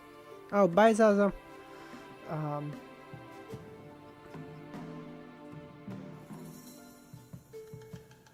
Seeing the final note slip into the donation box, Klein closed his eyes and turned to leave. When passing the preaching bishop, he deliberately glanced at the clergyman and smiled with a nod. You can't divine things related to the Grey Fog? True, it interferes. The bishop returned with a smile as he tapped his forechest in a clockwise fashion. Klein wasn't in a hurry to make contact. He needed his actions to adhere to logic and not have any jarring actions that would incur suspicion. He silently and coolly turned to his side to give way to another devotee. and made his way back down to the aisle to his seat. He then picked up his hat and cane before walking out of the cathedral. At that moment, with the preaching done, the devotees either went forward to the donation box to express their sincerity or got up to leave. Even a devotee who passionately donated was unable to donate money every time. It usually depended on the family's exact situation, doing it once or twice every 1 or 2 weeks. Unhinged, how's it going, man? I remember when I first heard you mention betting and I genuinely thought you were betting $1,000 on random. No, not quite, okay? I promise, once I start averaging 1,000 viewers, we're gonna start betting real money, FQ. You can hold me to that. At the level of a commoner, each donation was in the form of pennies, while the middle-class devotees from 3 to 5 soli, and even the wealthy and nobles didn't exceed £100. This was under ordinary circumstances. During the Evernight Goddess's Holy Memorial Day every year, which was the Winter Gifts Day, the amount of donation would increase several-fold. The commoners with a little bit more cash to spare would donate 2 to 3 soli, while the middle class donated £5, and the members of the high society directly donated to the diocese bishop or the charities or the church's charity organizations, ranging from several £100s to a few £1,000s. If your success rate is the same as it is right now.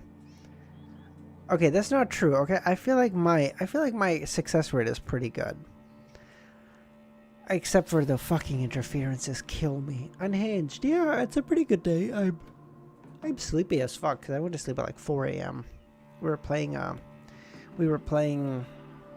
Minecraft.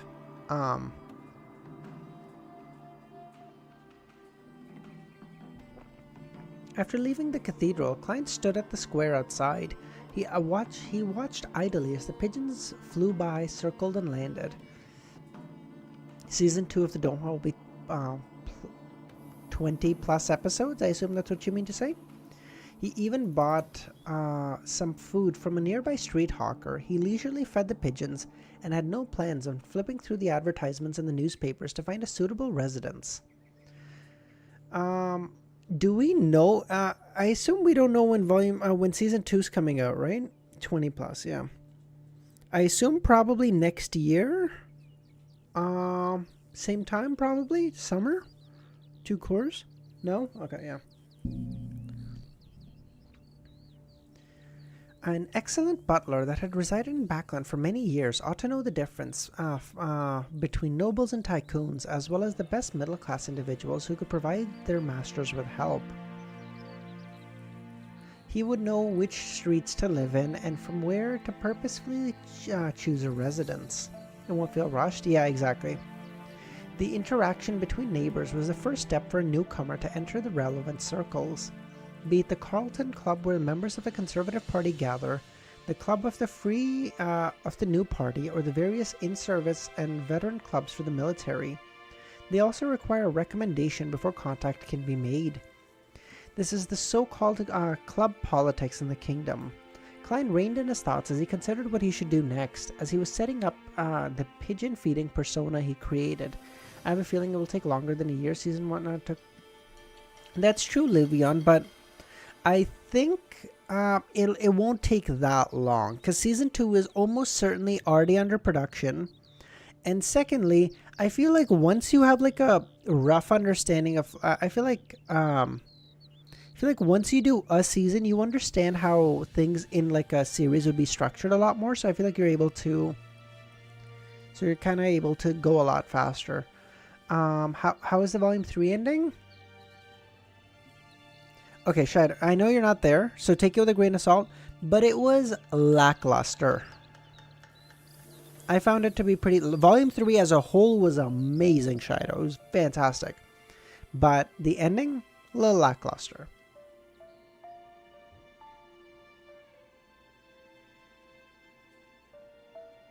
Reusable assets and references, exactly, yeah. So Season 2 should be faster, yeah.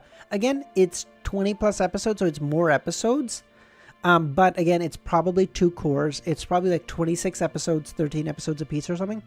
Volume 2 ending was no, Shadow. On second thought, Volume 2 ending was actually pretty good. It just took me a little bit of time to sort of think about it. Volume 2's ending was quieter. I just had to think about it a little bit more. Volume 2 ending was very good. Be careful, Gehrman might knock on your door. Nah, I'd win.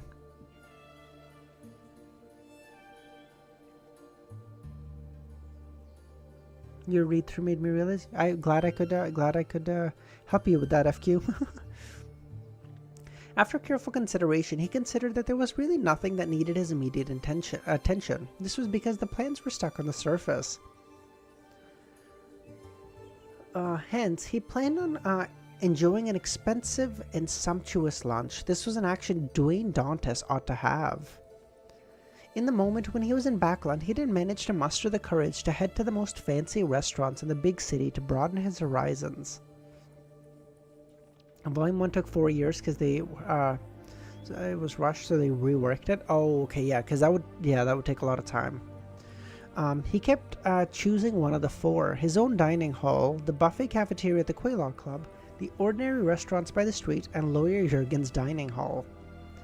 Labori Restaurant? Their head chef is said to be from the Earl Hall family. He has provided tycoons, successful lawyers, high-ranking government officials with usually hard-to-come-by flavors. Earl Hall has apparently invested in this restaurant and holds quite a major stake in it. This restaurant mainly serves local Backland cuisine. It's famous for its desserts, but its price is horrendous.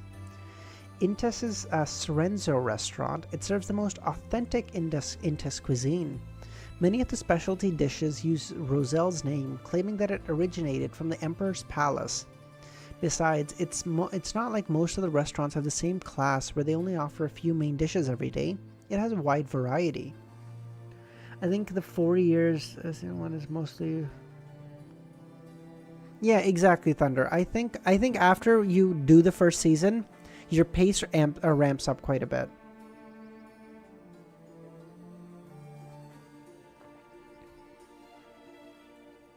Major stake in a restaurant. Good pun. Yeah, it is. Yes, it is. Klein recalled the information of the top restaurants he read from the newspaper and magazines and finally decided to try out Emperor's Palace dishes. I have a feeling Emperor's Palace dishes might be something akin to like the Chinese food that Klein would know, because maybe Roselle was able to, have them recreate some dishes maybe. How would you rate volumes till now as a whole? Volume, so I think my ranking in volumes as a whole goes 3, 2, 1. So 3 is the best, 2 is in the middle, 1 is the worst as a volume. The endings, however, go 1, 2, 3.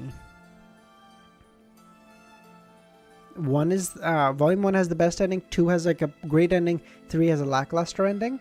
But as overall volumes, that order is flipped.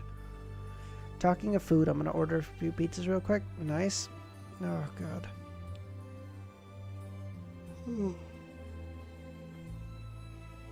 At the entrance, Klein he didn't stay any longer as he got on a horse carriage and headed for Intis's Sorenzo restaurant.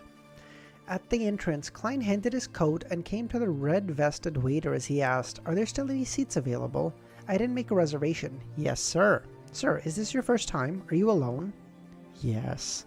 "Then may I have the honor of introducing you to some of our most unique dishes and fine wine that our restaurant has to offer." "That's exactly what I need." Klein passed through the beautifully decorated door. Instantly, he felt as though he was in a gold vault. He noticed the oil paintings hung on the wall, marble statues in suitable locations, and golden objects embedded or adorned in different spots. "Please, watch your step," the attendant warned as he led Klein. The waiter brought him a food menu and a wine menu as he flipped through it and introduced, "This is our most famous dish. Red braised taglia beef short ribs with black truffle, porcini mushrooms, Intis-styled foie gras. I would like to point out that our foie gras comes directly from the Bonus farm in Champagne province in the Intis kingdom."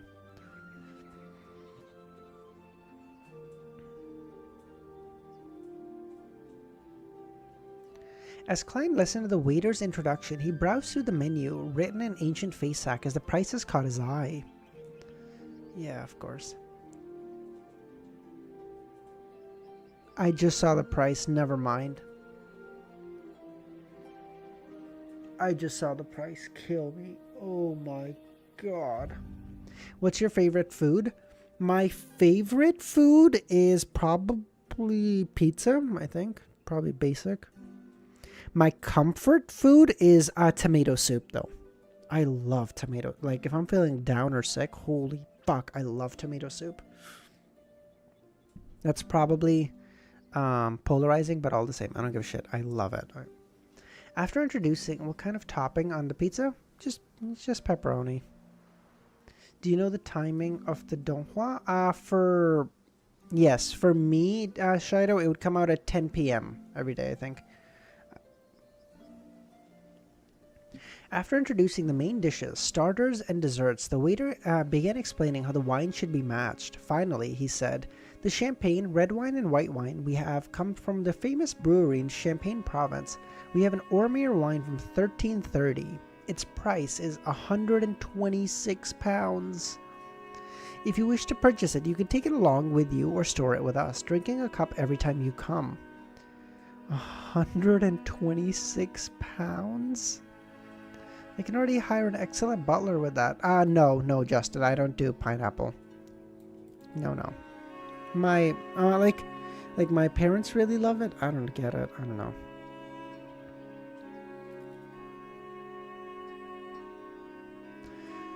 Your wine and dishes are excellent. It's really difficult to choose. You can choose the chef's recommendation for the day. It will be an authentic and delicious Intis meal arranged by our main chef. There are 3 choices, £15, £10, and £8. I don't want any of them, Klein leaned back. As he smiled, "I'll have the £15 set meal." All right. The red-vested waiter took away the menus as he walked towards the kitchen. Nice. Klein drew a breath and slowly exhaled as he observed the area before him. Then he saw a figure, a lady wearing an olive green dress. Audrey. Oh, no. No. She was tall, with an excellent figure. She wore a black, out-of-fashion bonnet with a fishnet veil hanging down, concealing her face. Queen Mystic, Roselle's eldest daughter. Holy shit, let's go! He wasn't in a rush to look away as he naturally moved his gaze to the side. Bernadette didn't seem to notice anything abnormal as she disappeared into the stairwell. Why would she be here? Oh. I guess this restaurant's specialty is the Emperor Roselle's palace dishes. It's nothing like Chinese cuisine I would have thought. Yeah, I would have thought the same. He probably doesn't know how to cook at best and is able to describe the concept. There are stir-fried dishes here. Huh. Could the owner behind the scenes actually be her? Why is she here in Backland instead of floating at sea? Hasn't she found the hero bandit Black Emperor? Klein sat down as questions arose in his mind. Oh, okay, so at least we know where Queen Mystic is. Okay, that's cool. Yo, Wiz, would you be down to play a copyrighted song for certain moments and mute it on the VOD? There are certain songs that are too good to use the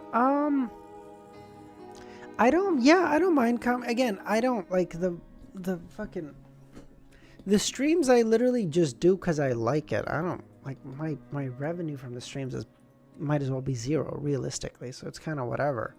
If there's like a good copyrighted song, let me know. I'm happy to use it. Why would you? Meanwhile, on the streets, a carriage was driving towards the Intis Sorenzo restaurant.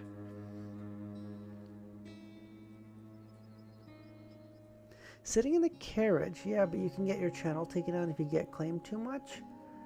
No, those are copyright strikes, not like those. So like those are fine. Depends on the song. Some people can have more of a hard on for giving a strike for using their song. It just depends.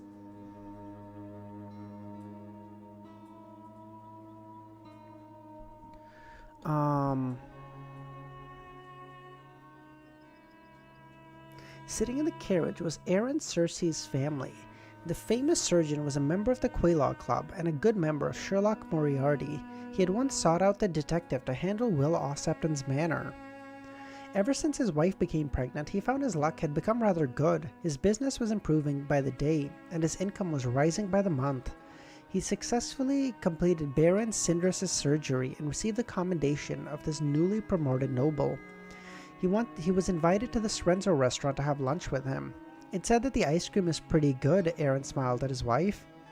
His wife was a black-haired beauty, and she was already obviously pregnant. She smiled demurely and said, "I'm more looking forward to Emperor Roselle's palace dishes."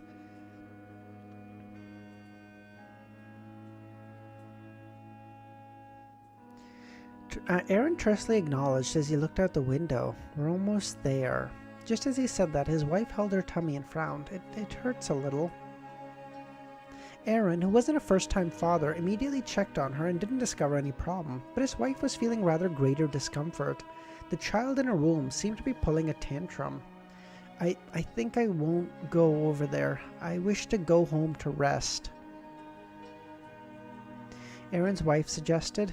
Aaron thought for a moment and said, "I'll accompany you home. Get down here and head to the restaurant to apologize to Baron Sindris on my behalf," Aaron ordered his valet. Will doesn't want to be disrupted by Klein. True. He knows. He's like, "Bro, I'm going to be trying to fucking grow a brain, and this motherfucker is going to be like, 'Hey, Will, can you solve this question for me?' Ugh, God, get me the fuck out of this. Get me the fuck away from this guy." After the carriage began its return, the discomfort that Aaron's wife suffered was relieved. Literally, Will just did not want to meet fucking Klein. She pointed at her tummy. "It appears like he doesn't want to eat ice cream." Achoo! In the Intis Serenza restaurant, Klein, who hadn't spared any dish, felt a pinch as he began enjoying his ice cream in satisfaction. Suddenly, he found his nose itchy as he sneezed into a piece of tissue. Yeah, so Will was thinking of him. Yeah, okay. Westboro, in a dark house, Fours, who had already advanced to astrologer, participated in all kinds of Beyonder gatherings in search of possibility to earn money. She owed Gio 220 pounds, and she was even suspected by her good friend of being involved in illegal gambling. "I can't even afford to buy my essential crystal ball." As her thoughts wandered, Fours suddenly heard a member at the gathering say, "I wish to sell a moon puppet." What is this? How are we doing for time today? We started at 12. It's been an hour and a half.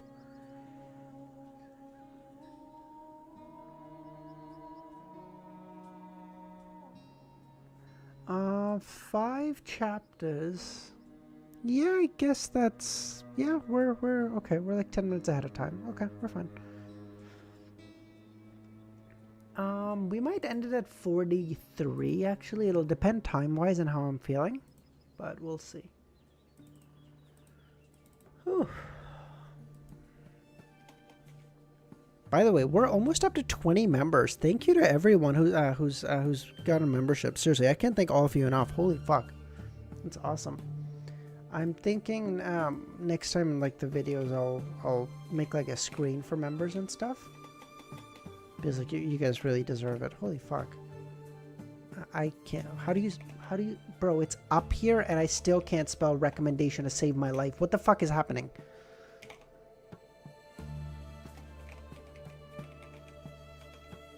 This is such a big word.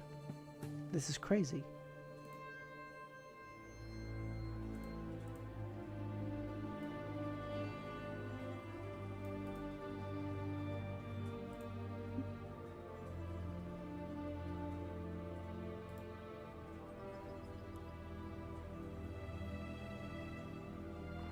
Okay, let's go. Moon puppet. Force's heart palpitated as she refocused and looked at the gathering participant who had just spoken. The man in an iron black mask had already taken out a small puppet and showed it to everyone. And you're close to 2 point... Yeah, I think we're close. I think once the anime comes out, we should hit it in like a day or two, basically.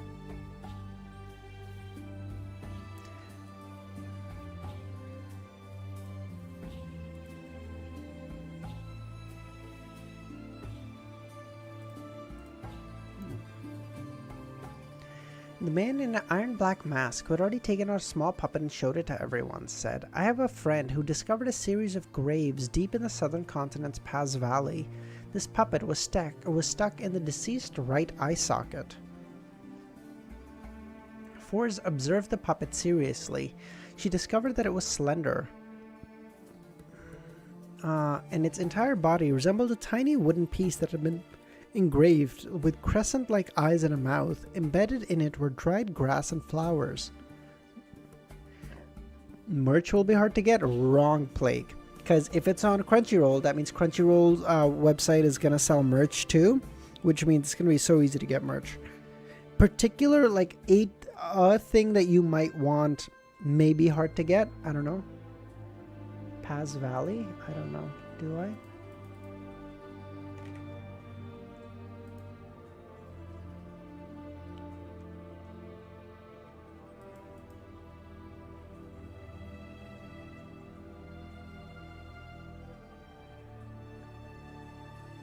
The Berserk Sea? Is that not it?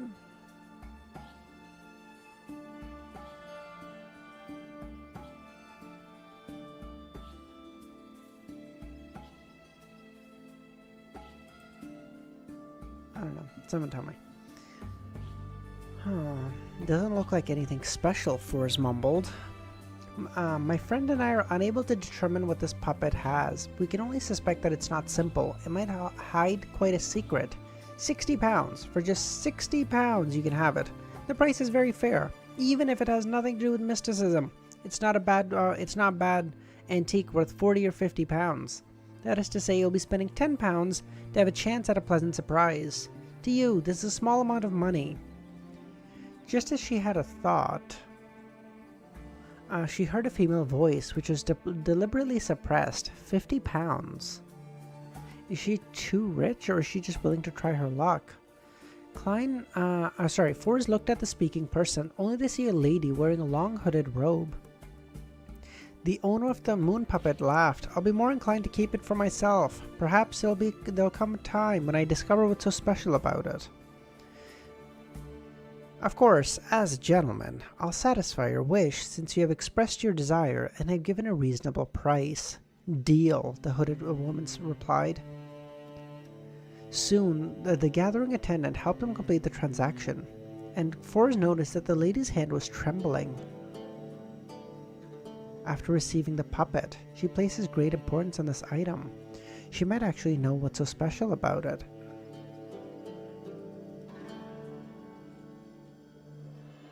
That is absolutely the best. That is absolutely the best case scenario, Nagato.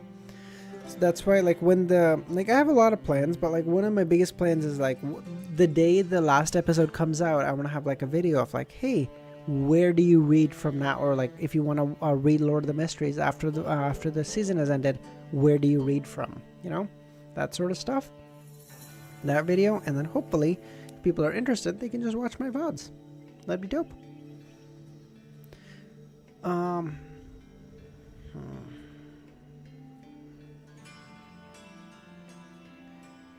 Forrest suddenly made connections, recalling how a few primordial moon believers who Mr. Moon was searching for she began having a suspicion that she was one of them, or that she even had a connection with them. Of course, she had zero evidence, and she didn't have much of a compelling reason to have such a guess. Forrest exhaled as she decided to find a way to verify her theory. She casually moved the hard-cover notebook in her hand and made a yellowish-brown goat skin appear. On the piece of paper were all kinds of patterns that formed an ancient, mysterious picture. This was one of the pages of Leimano's travel, and it recorded a particular Beyonder power. Was it a power that Forrest had gathered herself, but one of the 5 original pages she received? Forrest looked up and pretended to observe the transaction of others while fully taking in the hooded lady's situation. she discovered that there was a mosquito with a dark brown spot on a nearby wall and unknown worms that were slowly squirming on the ground. Forrest's finger naturally slid across the yellowish-brown goatskin paper as a complicated symbol quickly formed in her hand. Silently and without showing any odd signs. Oh my god. She felt that she understood the brown pattern as her thoughts connected with the other parties. You should summarize each volume in a long video. That would be cool, Pushkar, but I feel like... That's not a bad idea. That's actually not a bad idea. Okay, that would be a really long video, though. Fuck. Okay. No, that's actually not a bad idea. I'll try it with volume 1. I'll start making out the script for... that today. That's like a good idea. Okay. The chat is giving you content ideas. Hey, I love that. Thank you, guys. What pathways power do you think this is? Spectator? Is that crazy? The brown spotted mosquito flew at a low height. It circled beneath the hooded lady and carefully clung to her front. Oh wait, she's controlling the mosquito. She's controlling the mosquito? Hold on.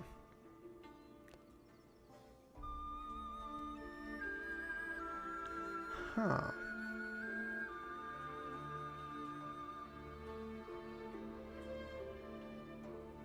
I don't know.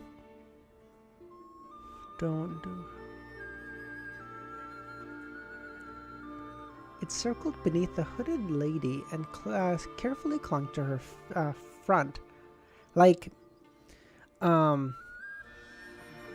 actually, you know what? I'm not going to reveal all my ideas. God forbid some fucking guys watching. Doubt it's the case, but you know, let's just not take chances, you know?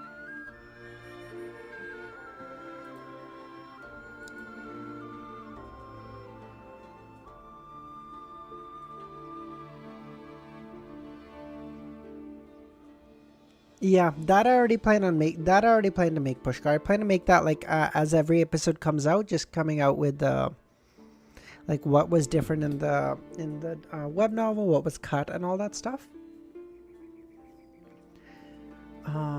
The hooded lady had a rather curved outline with dark skin. Her brows were thin, and the corners of her mouth drooped significantly.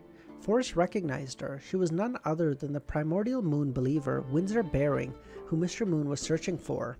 An effective clue was worth £100. And directly finding her is £500. Forrest recalled the reward as she immediately became flustered. Her first reaction was to drive the mosquito to bite Windsor Baring and suck her blood. That way she could use astromancy to lock onto her location. However, she gave up that idea after struggling. There was an extreme taboo in the Beyonder gathering, and if she were discovered, she'd be attacked. And the host of the gathering had significant strength. Going too overboard made it easy to be detected. Good lord. Some of this translation is killing me. I'll just get the £100. If there's another chance, I'll find out how to lock onto her directly. I'll have to leave this gathering early and smear my blood over Leimano's travel to prevent myself from getting lost. That would be dangerous. Forrest repressed her disappointment as she made her final decision. In fact, her actions were already out of line, hence she didn't wish to stay any longer. Hillstonborough, inside a high-class hotel. Klein stood behind the oriel window as he silently looked at the crimson moon in the sky.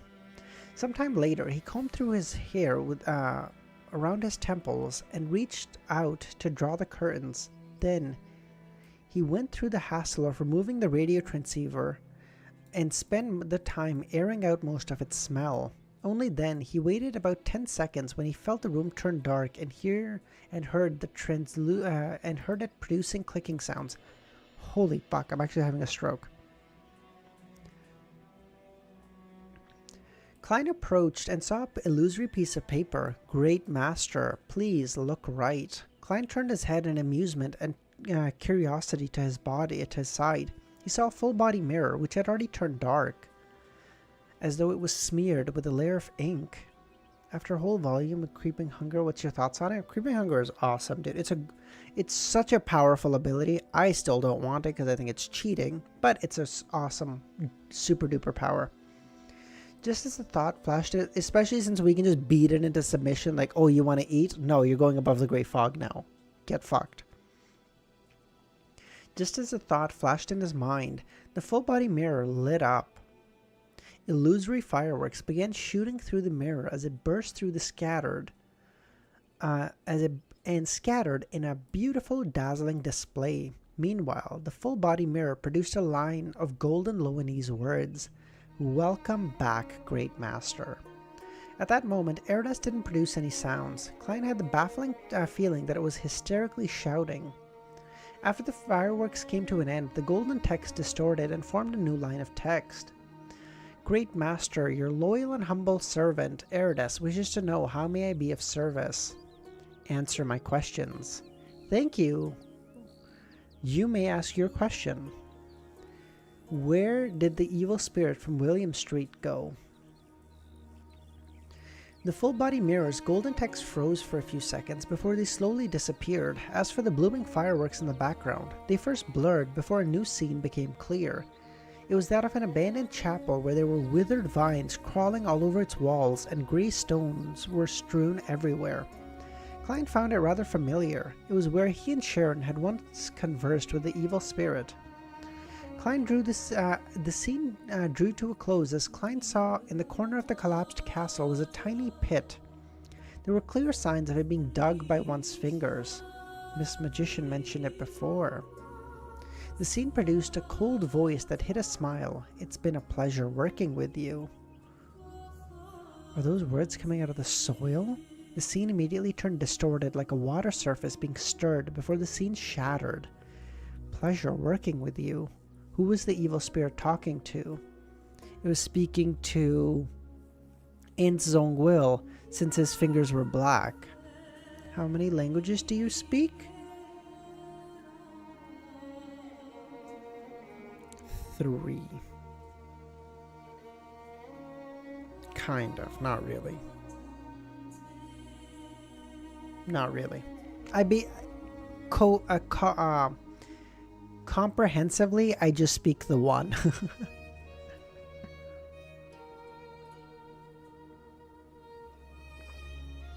Are any of them tonal language? What is a tonal language?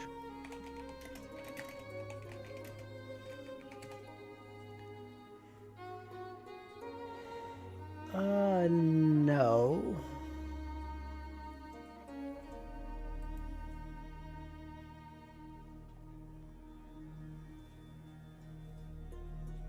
No. Okay. To make an angel from the hunter pathway use such a tone, the person opposite him mustn't be someone of a lower level. That person might even be an angel. Why would he use his hands to dig? He should have a much easier method that didn't waste much time.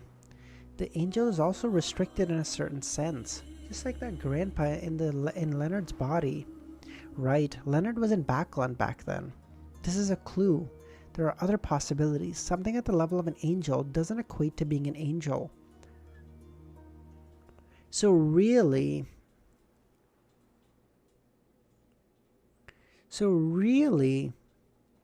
wait, hold on. Okay, the only reason the evil spirit would be talking like this is because it's basically talking to an angel, because the quill is like possessing Ince's body at that moment, and so he's basically talking to the angel or whatever characteristic that thing comes from. You know what I'm talking about? He's basically talking to the characteristic that the angel. Oh my God! He's basically talking to the angel that characteristic that the quill came from is. Fuck! I actually can't cohesively say my thoughts. I'm actually cooked. Huh. Angel to angel communication? Kind of, yeah.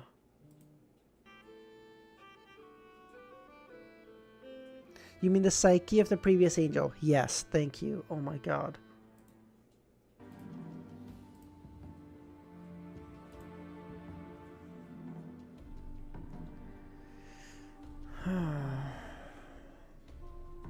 The evil spirit controlled Baronet Pound to contact someone.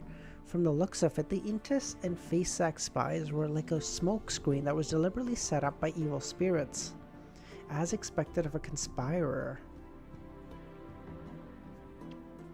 Thoughts ran through Klein's mind as he said to Eridus, "Second question. I have 3 butlers to choose from. Who do you think is the most suitable? If you choose Raybach and Walter, there might be additional developments. Asney is the most professional, but he's also the most ordinary." Klein nodded. "It's your turn to ask." "Great Master, what do you think of me being your butler? As long as you bring me out of the Church of Steam, I can become the best butler in the world." "It's not suitable for the moment." "All right. Your loyal and humble Eridus will patiently wait the day." Immediately following that, the full-body mirror produced a complicated picture with some footnotes. This is a rune formed from the corresponding symbols and magical labels. "Great Master, as long as you are in Backland, writing on it on some paper is equivalent to summoning me." A mixture of concealment and mystery prying symbols. Klein identified the runes and said, "Okay." 7:41. Okay. We might just do wait, it's only been 2 hours. Why am I so fucking tired? Holy fuck. Man, sleeping only like 5 hours does not do great for me. My body does not handle it well. It's only been 2 hours and I'm like, I'm really tired.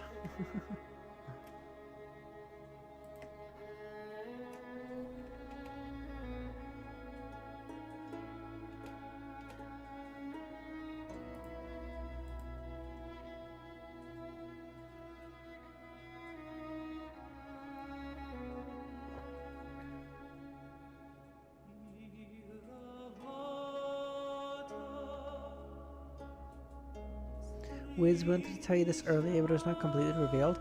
Conspirer is the potion that increases intelligence the most of all mid-sequence potions. Oh, cool. Okay, thank you, Dr. Z. I did not know that.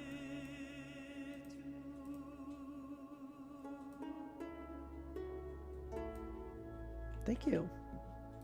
Toss it in the sequence notes.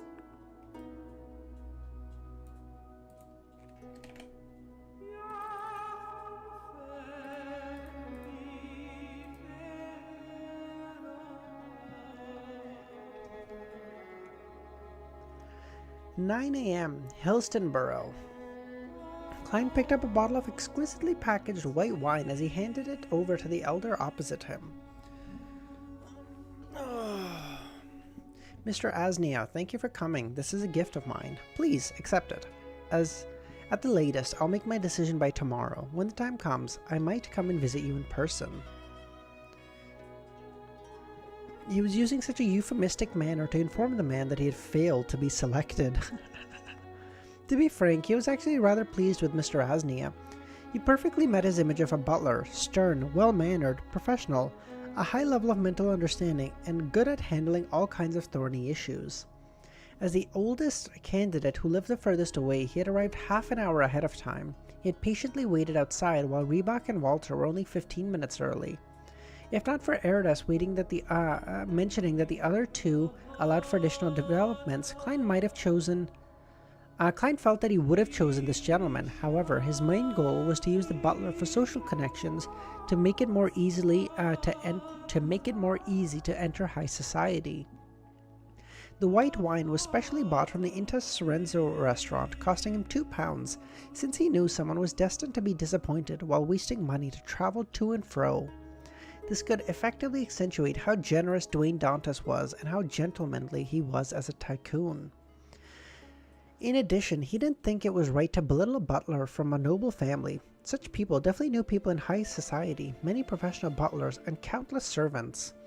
They covered the entire spectrum of people and could affect the gentleman's image, and this was a necessary consideration for entering high society. At present, the 55-year-old Asnia had plenty of white hair. His blue eyes were ingrained with wisdom. So he didn't reject Dwayne Dantus's gift. He received it and glanced at him before bowing. I love white wine from Garrett. Thank you for your kindness. Your grace is admirable.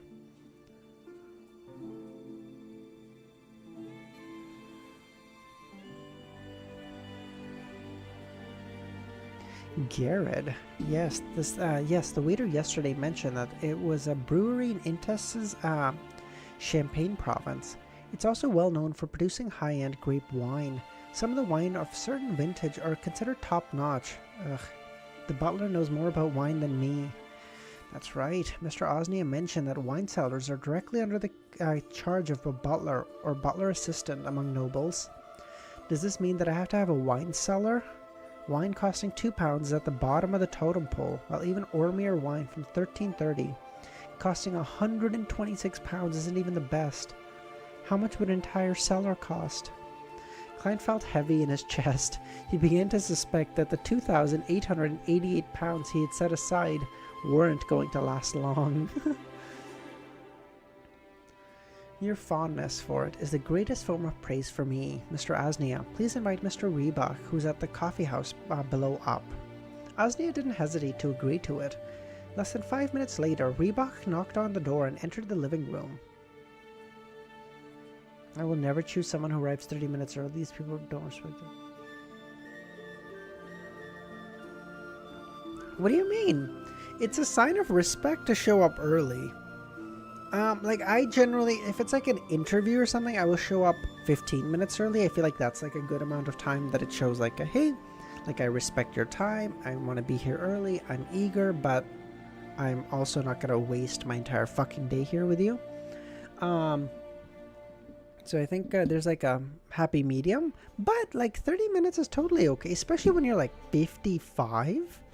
Like, bro, that guy's got nothing but time. You know? This gentleman had blonde hair combed neatly. The edges of his eyes and mouth had some wrinkles, which weren't too distinct.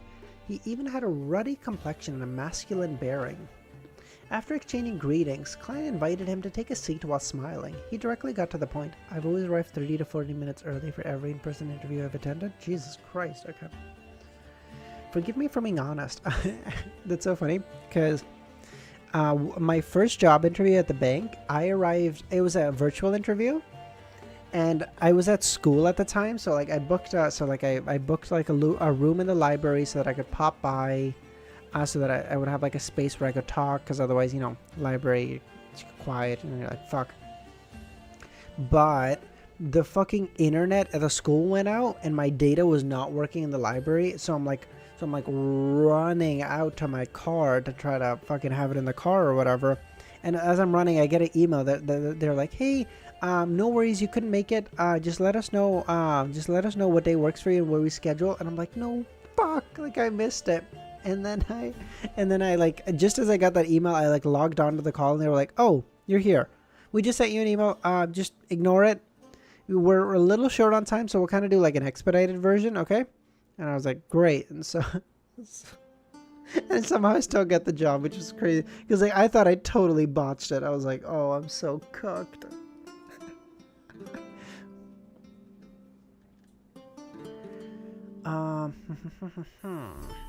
Klein invited him to take a seat while smiling and got to the point. Forgive me for being honest. I don't understand why you would become the butler of Baron Sindris. Your father was the assistant butler to Negan's family, and your grandfather was a land steward of the same. Many of your ancestors served the Duke and his relatives. You should have the same life trajectory as well. Baron Sindris is a newly promoted noble, an old friend of the late Duke. Therefore, I was sent to his family to help him and his family get acquainted to noble life and grasp the corresponding etiquette. Then why did you leave the Baron's family later? Although Baron Sindris obtained his aristocratic title through the conservative conservative party, he is one of the most famous bankers, investors, and enterprise owners in the kingdom. He was one of the earliest multi-millionaires and had a strong penchant for the new party. He was willing to provide a certain degree of support to them, creating friction between him and the conservative party nobles, including the younger Duke. Therefore, to prevent the Baron from being put in a difficult situation, I offered to leave. He actually tried to keep me. He was an excellent employer. You believe in the Lord of Storm? Yes, the Lord gives us courage, zeal, and a sense of responsibility. Klein asked about a few more matters and received detailed responses. He then said with a smile, "Might I trouble you to invite Mr. Walter, who's at the coffee house, up? After I'm done chatting with him, I'll make the decision. You can wait in the coffee house for about 10 minutes. Alright." Reebok didn't harp on the matter and immediately got up to bow. As he watched him leave and close the door, Klein sat back down. If I were to choose him, I'll likely establish connections with the present Duke Negan and the Conservative Party. The additional developments might include the situation before the assassination. Before long, Walter arrived at the door. I think it's gonna be Walter, boys. Oh. Dude, think about how weird this is. There's like 30, give or take 35 of us sitting here watching Klein choose a butler. This is basically what we've been doing for all of today, for all of the past 2 hours. We're just like, who's the butler gonna be, boys? If it's Walter White, Pushkar, then we can then Klein can make some serious money, dude.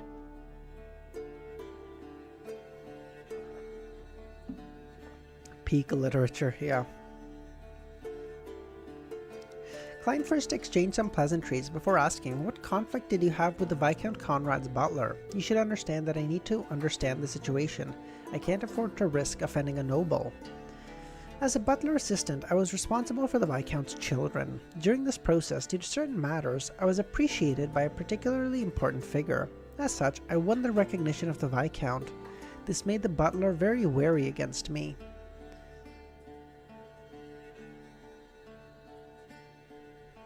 Later, that important figure passed away due to an incident, and as a result, the Viscount's attitude towards me changed. The butler treated me even worse, making me believe that it was pointless for waiting for things to improve.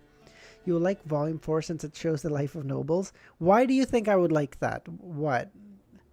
Why do you think I'm an elitist? Is that what you think of me, Nagito?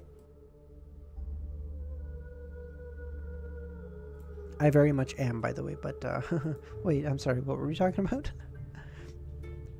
Fuck you. Let me introduce myself. Wait, no, hold on. In charge of the Viscount's children, and he got to know an important figure. Talum also got to know the Prince Edisac from teaching the Viscount Conrad's youngest son. And the prince passed away a few months ago because of the great smog of Backland. This matches Walter's explanation. From the looks of it, this butler is one of the peripheral victims of that matter. If I select him, the additional developments are something to look forward to. Klein stood up, straightened his clothes, and smiled. Let me introduce myself again. I will be your employer, Dwayne Dantas. Walter immediately bowed. Sir, how may I be of service? 2 matters. First, help me hand this bottle of wine to Mr. Reebok, who's waiting at the coffee house. Please express my apologies and gratitude to him. Second, hire a solicitor to write up a professional contract that will include you and other servants. Yes, sir. Walter bowed once again. A short form for anime wizard? Yeah, basically, Pushkar, yeah. Bro, I was studying psychology last year. You are too predictable. Yeah, you know what? A normal person is predictable. You know who isn't predictable, Nagito? A fucking sociopath. If you aren't elitist, how do you even enjoy Lord of the Mysteries? Good point. Unless you're Chinese, of course. Then you side with the poor for some reason. I don't understand. Why would you do that? The poor? Bro, they're nameless and faceless. Why would you bother? So, God, please don't clip that. All right, sir. Walter bowed once again. As Klein handed the white wine over, he asked, Walter, how many servants do you think I need in order to not appear improper? You should first determine where you will be living. Only then can we know how many servants you need. Oh, do you have a suggestion? My requirements are simple. I wish to live in the North Borough. I'm a pious believer of the goddess.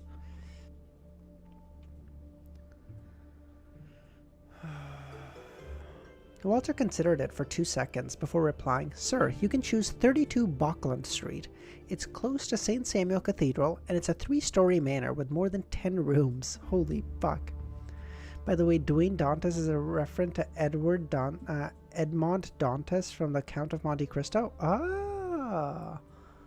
Oh, the plot chickens.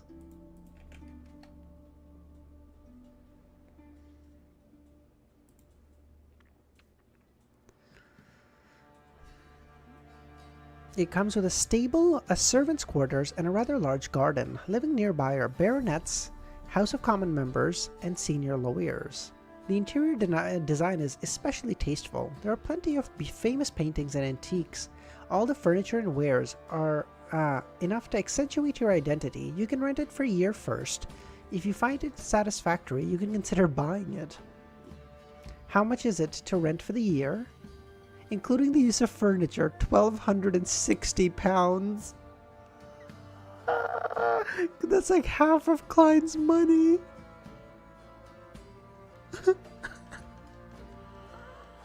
Oh no, Klein.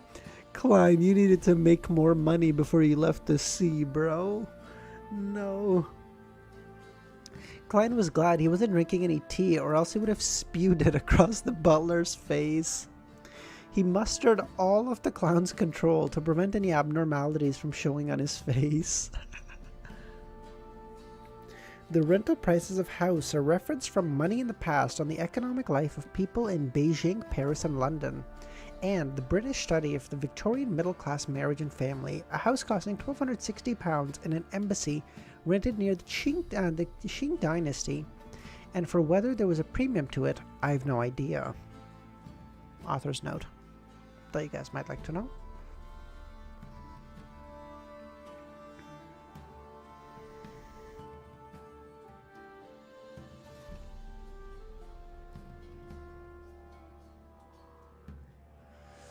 After a brief moment of silence, Klein took a sip of the tea and smiled. "It's something that can be considered, but Emperor Roussel once said it's never good to be in a rush to make a decision. Are there any other options?" Phelps Street would also satisfy your request. I recall that Unit 9 is available for rent. It's a 2-story villa with more than 10 rooms. Comes with a stable, servants' quarters, and a small garden.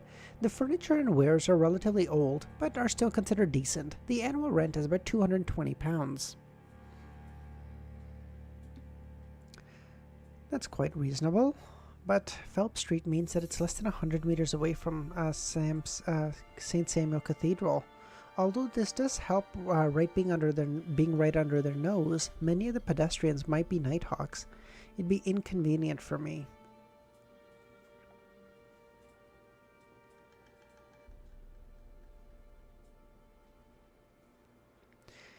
Any others? Klein pondered. Walter replied without any sign of impatience. 160 Backland Street is also available. It's a 3-story house, which comes with a garden, stable, servants' quarters. There are more than 10 rooms, and its location isn't quite as good as Unit 32. The decoration of furniture and wares can be considered decent, and has an annual rent of £315. What do you suggest? Klein asked in thought. Imagine he goes the 1200 one, and Klein is like, fuck. No, I think this last one, 160 Backland Street, is decent. At that moment, he already decided on an answer, but as an employer, he wasn't in a rush to express his decision. Walter seriously considered and said, 160 Backland Street. Oh, see you, Chris. In comparison, the neighbors here will be more helpful in helping you enter high society. As for Unit 32, it's overly extravagant. To rent it immediately will make your surrounding neighbors believe that you lack the necessary self-restraint, making it seem inappropriate. Oh, that's sweet. To put it simply, to rent a house costing £1,260 a year so easily will make neighbors define me as ostentatious, nouveau riche. Riche, right? A tycoon who's trying to enter high society. Such a reputation would be terrible. Then, why did you offer me this selection of 32 Backland Street? Honorable Sir, I'm merely a butler. My responsibility isn't to decide, but to present all suitable such options. I know, Pushkar. Can we just keep reading this? Can there just be no more Beyonder shit? Very professional.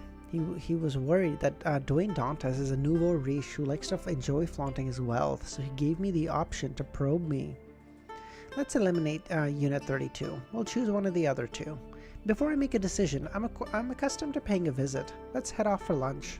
Yes, sir. South of the bridge, Harvest Church.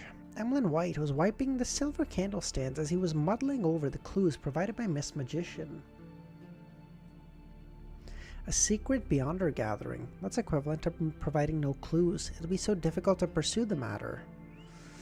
He then put down the wiping cloth, retreated to the first pew of the cathedral, and sat down, watching the bishop pray.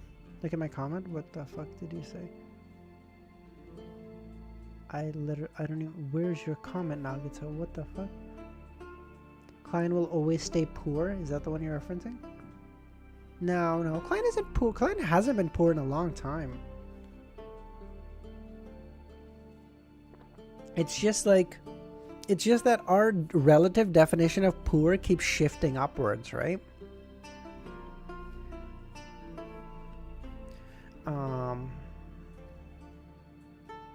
Why would a puppet that garners the primordial moon's believers' immense interest happen to appear? This feels like bait. Could this be a trap? Russ Bathory was a sanguine baron who was participating in the hunting competition. He was viewed by Emlyn as the strongest competition.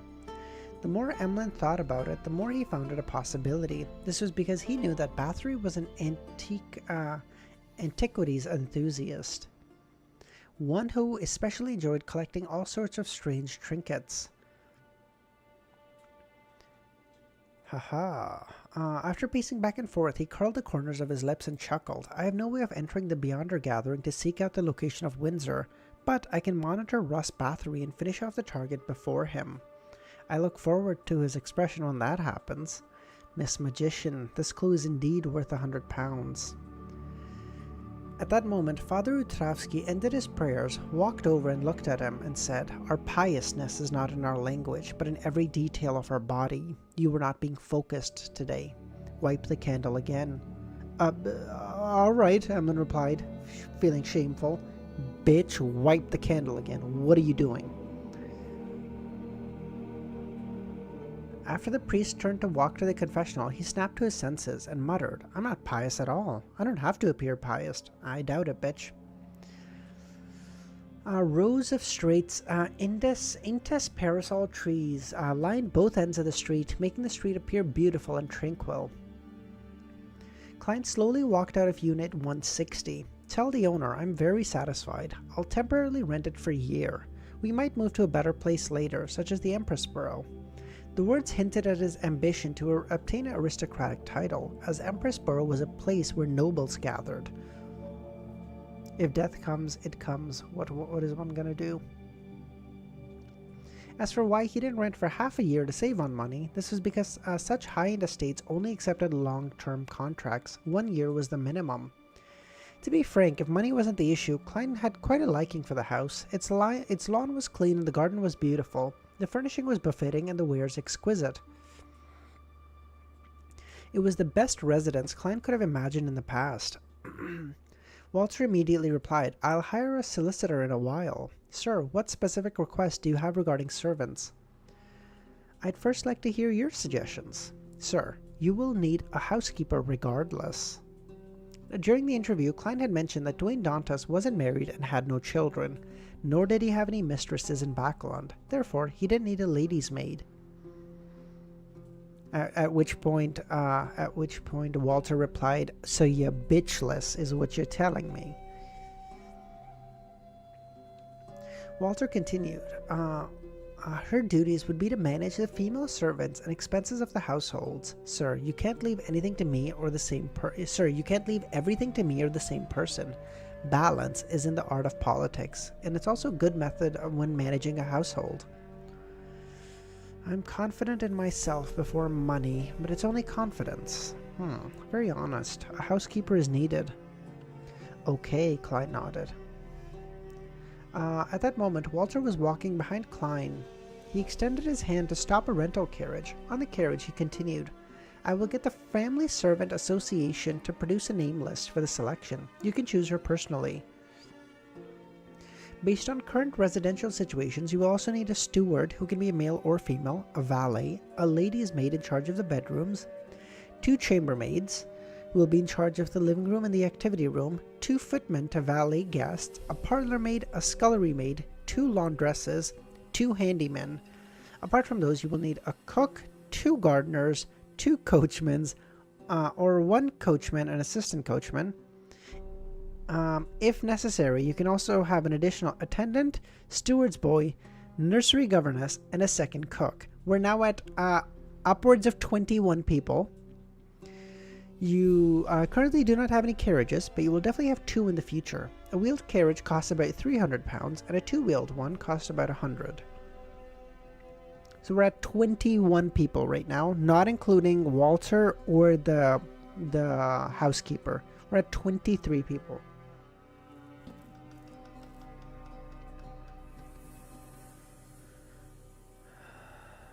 Oh my god. As he listened to his butler introduce all the servants in detail, Klein's mind went numb. He didn't wish to do the accounts on how much he needed to spend. After all, it was paid on a weekly or monthly basis, and not an annual basis. Ignoring the attendant, the steward's boy, a nursery governess, and second cook, there will be 10 to 11 male servants, and the female servants will number 9 to 10. It's basically several times what I calculated. Each week's expenses will exceed £10. Someone is definitely deleting my messages. No, they are not. It's just auto moderation, just stopping them. Tycoon's life aren't hard. That's why they use mummy powder. Damn, they're actually very soft.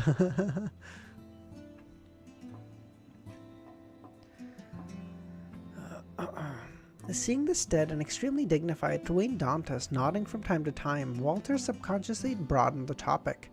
In the future, you will also need to rent a manor in the suburbs to entertain friends to have a wonderful weekend. There's no rush. It can wait until you hold several dances and banquets at Unit 160. Klein is actually losing his mind. Sir, do not mention housemaids in front of the neighbors of the street. Only those with salaries below 500 will hire housemaids because they're unable to hire enough female servants to handle different parts of the house.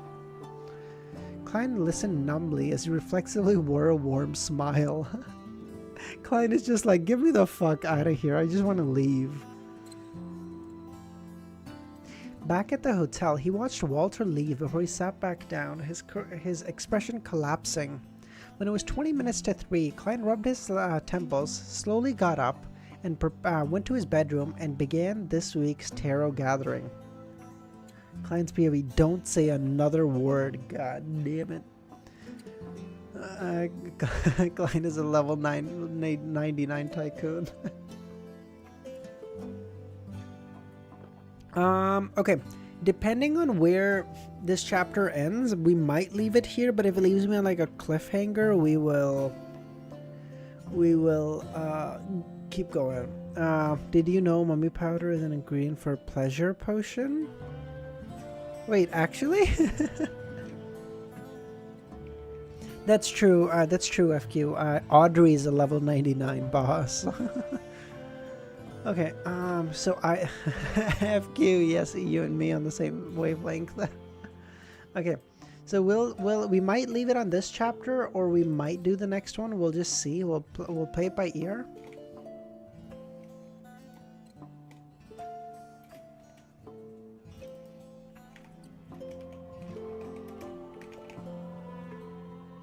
Early volume 4 is no cliffhangers. Okay, dope. Great. So I might just leave it here. Oh my god, I'm so sleepy. Audrey's dad is like level 999.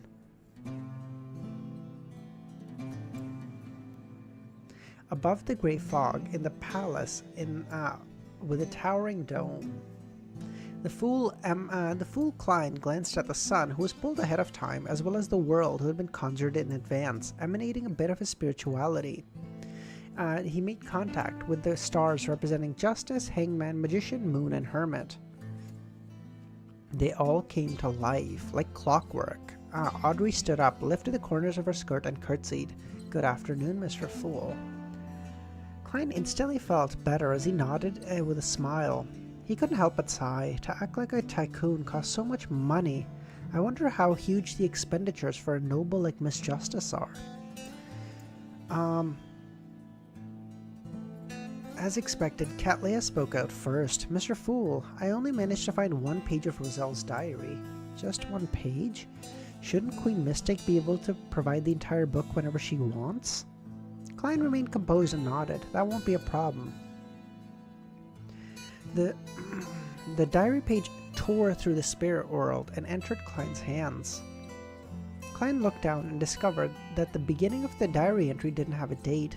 It means it's the second page from another page. Why didn't Bernadette give me the first? She should be able to figure out dates. After all, old Neil did. Did she not? Or were the diary entries thrown into a mess and she wasn't able to restore them in the correct order? Does this mean that Emperor Roselle's belongings were vied for by different factions after his death? Some were lost, and at that time, Bernadette couldn't stop them? Only after she became Queen Mystic did she have the ability to get involved. He began reading the contents of the page. How surprising. The fourth epoch history divulged by Mr. Dorr is getting more and more interesting. This unlucky bastard who's trapped amidst the storm and lost to the depths of darkness told me that the Black Emperor died once and revived again. Already knew that. Surprisingly, this matches what was said in the ancient secret organizations. Back during the gathering, they said that the 9 secret mausoleums of the Emperor weren't all destroyed. Even if the deity who walked the land were to perish, he could resurrect. Even if all 9 mausoleums were destroyed, as long as the order left behind by the Black Emperor remained, he had the ability to strangely resurrect again. Only with the birth of a new Black Emperor would he be completely obliterated. But that doesn't make any sense, because the Black Emperor can't appear till he's dead, and he can't be dead till a new one appears. That's like a fucking contradiction, no? Because a sequence 1 can't appear when there's a 0, and the 0 can't die until there's another 0, and there can't be a 0 until there's another 1. Like, it's like a paradox. What the fuck?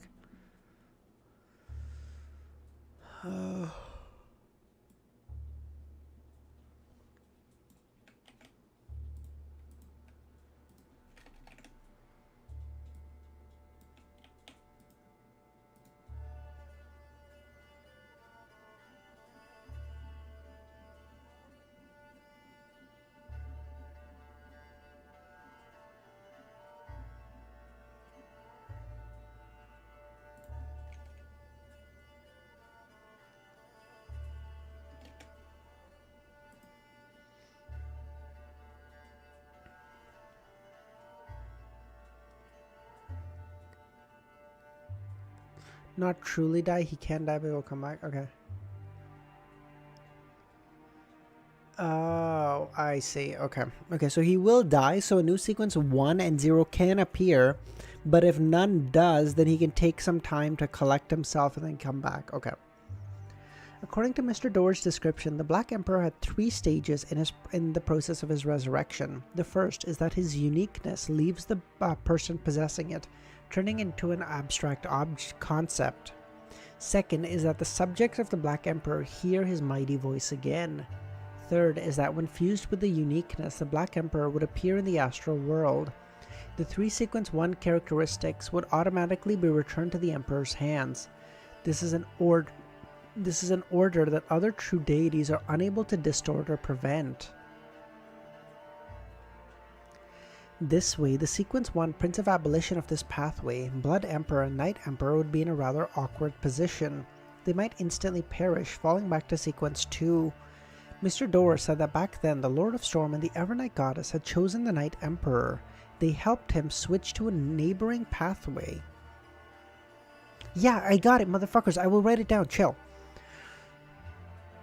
The Justiciar pathway, such as As such, the Tudor truants' united empire fractured.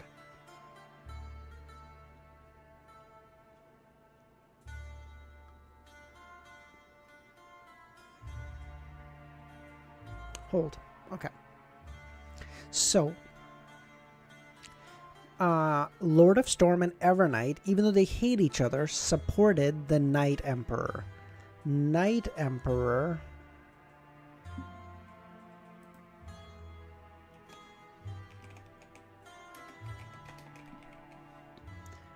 Which one is he from?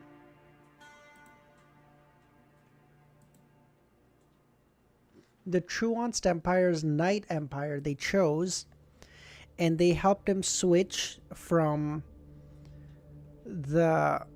his pathway to the Justiciar pathway.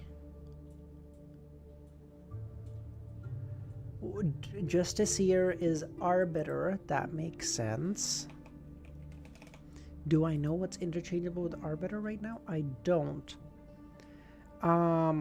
Do I know what pathway the Night Emperor is? Is he also the lawyer? Is he also a lawyer pathway?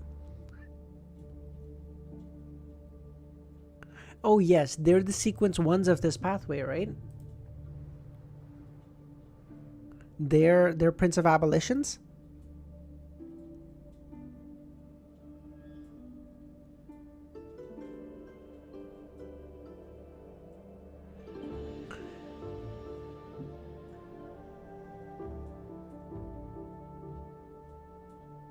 Oh, wait.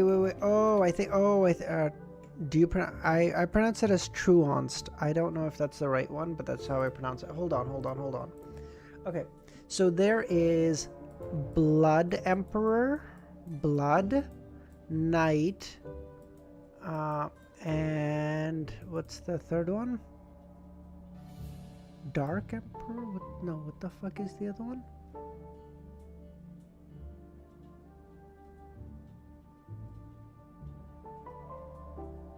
Who is the third one? Is it the Black Emperor?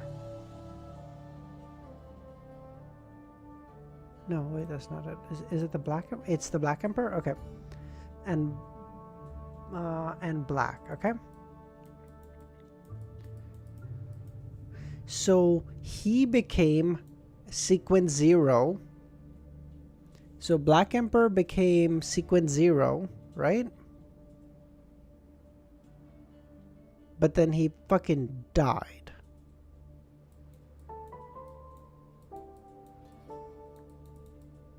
Yes? Do I have this right? Before I continue on, I need to make sure I have this right.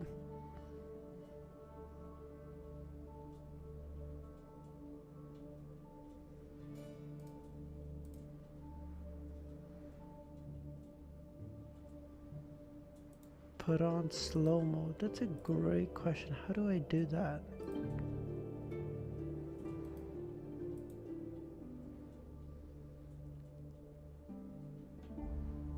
And then these guys went up to sequence 1. So they were previously 2s because they can't be a 1 with the Black Emperor.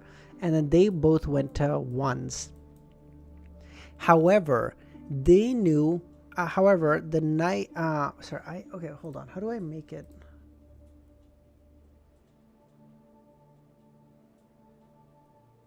How do I...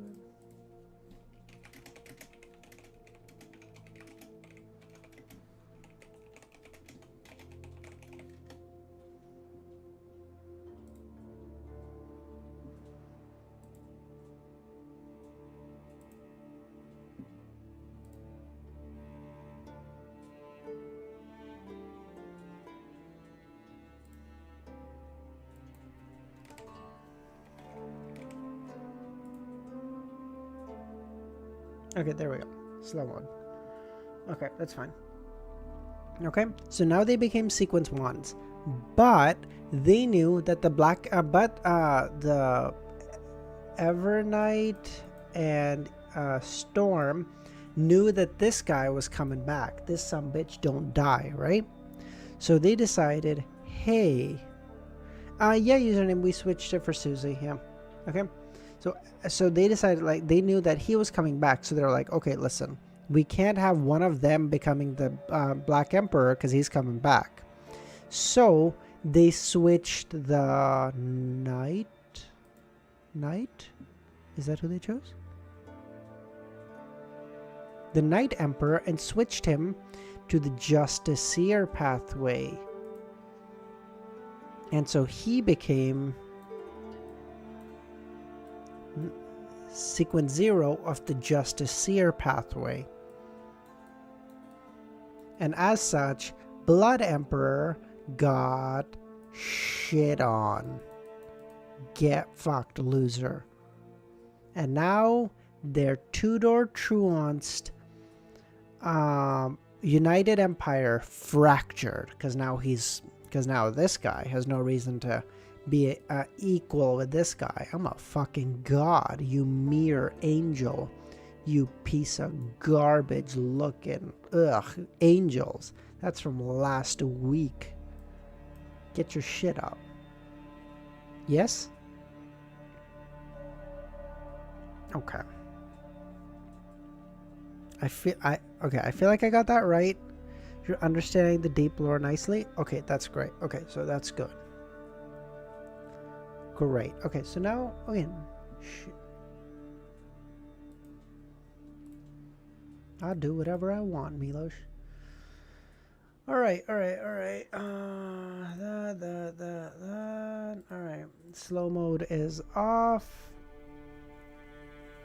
Now let's just okay. So let me just add that to my notes really quickly, okay? Fourth epoch, we'll do general, I guess. So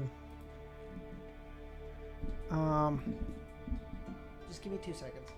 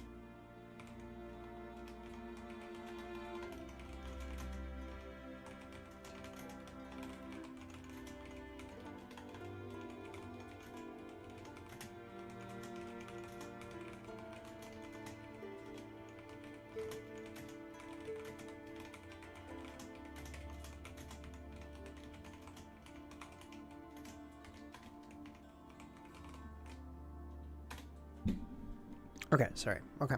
Just had to get that in my notes, okay? Okay, great. Now let's continue reading. Read what I said. You are failing to misunderstand most of the fallen. No, Zoroaster said that at least I became sequence 0 in the Tudor truance, so when he switched pathways and became a god, they had not fractured yet.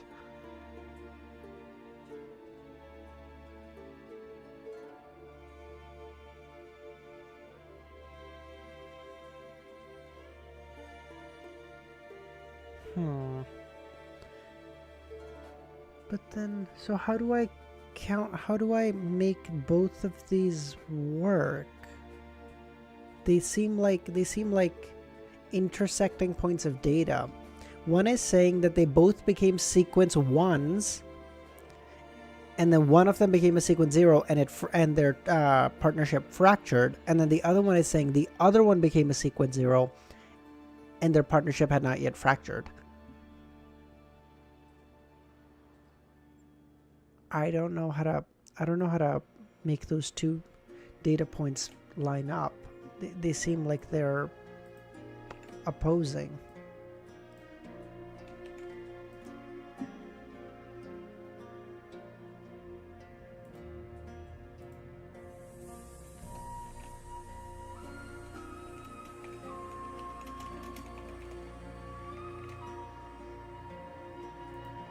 Okay. Blood Emperor Alista Tudor, who was pushed into a corner, made a crazy decision that was to switch to a non-neighboring Beyonder pathway. He paid the cost of losing his reasoning and became a lunatic, so as to forcibly advance and become a true god. I have to say that this decision was filled with irrationality. It was almost impossible for it to happen, but Mr. Dorr told me that Alista Tudor eventually succeeded. The craziest true god was born. Oh, wait. Oh, wait. Okay. What it's saying is... Oh, never mind. Okay. So, okay. No, what you're saying does... No, you're right. What you're saying does kind of work, Dr. Z. Basically, it's saying as such that Empire fractured. It didn't say it broke. It said it fractured. Fractured meaning... Like, okay, there's now a lot of rifts in between them, but the baser overall alliance is still holding to a degree. So the alliance was still present when Alista then chose to just say fuck it and try to become a true god too.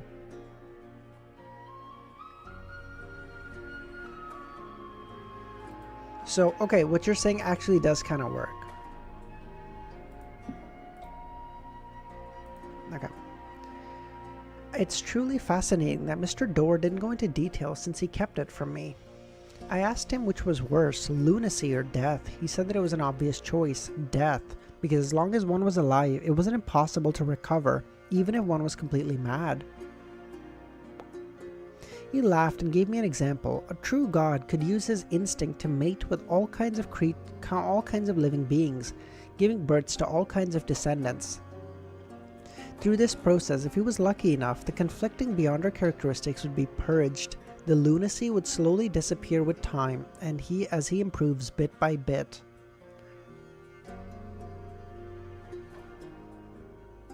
Yep. But then, I guess there's no way for you to get rid of your godhood, right? Mr. Dorr deliberately didn't say if there were any remnant problems, nor did he explain why almost no one made such a choice. But I could tell that there was definitely some huge hidden risks.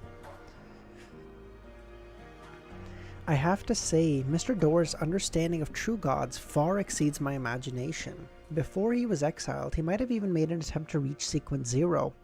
It's no wonder he shows such contempt to Zaratul and has zero respect for the various true gods. It only makes me more unwilling to let him return to the real world.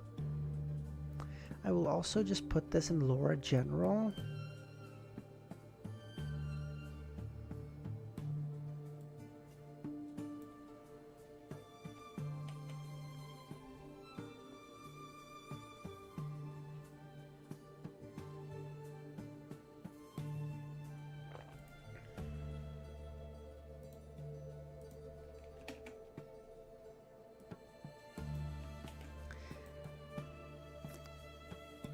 Truonst betrayed Alista in my eyes? How? What was their choice? They both fucking die? Because otherwise both of their characteristics would return to the Black Emperor and they would both die. They didn't I mean, realistically, the dumb part from both of them was that once the Black Emperor died, they advanced from sequence of what I would assume would be 2 to 1. That was really their dumb decision. They should have just stuck at 2 and been chilling.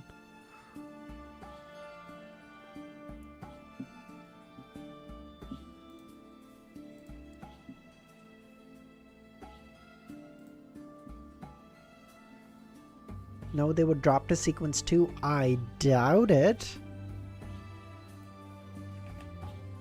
I mean, you guys have read the novel, so I will take your word for it, but my instinct would be if someone steals your characteristic, you fucking die. Romero, how's it going?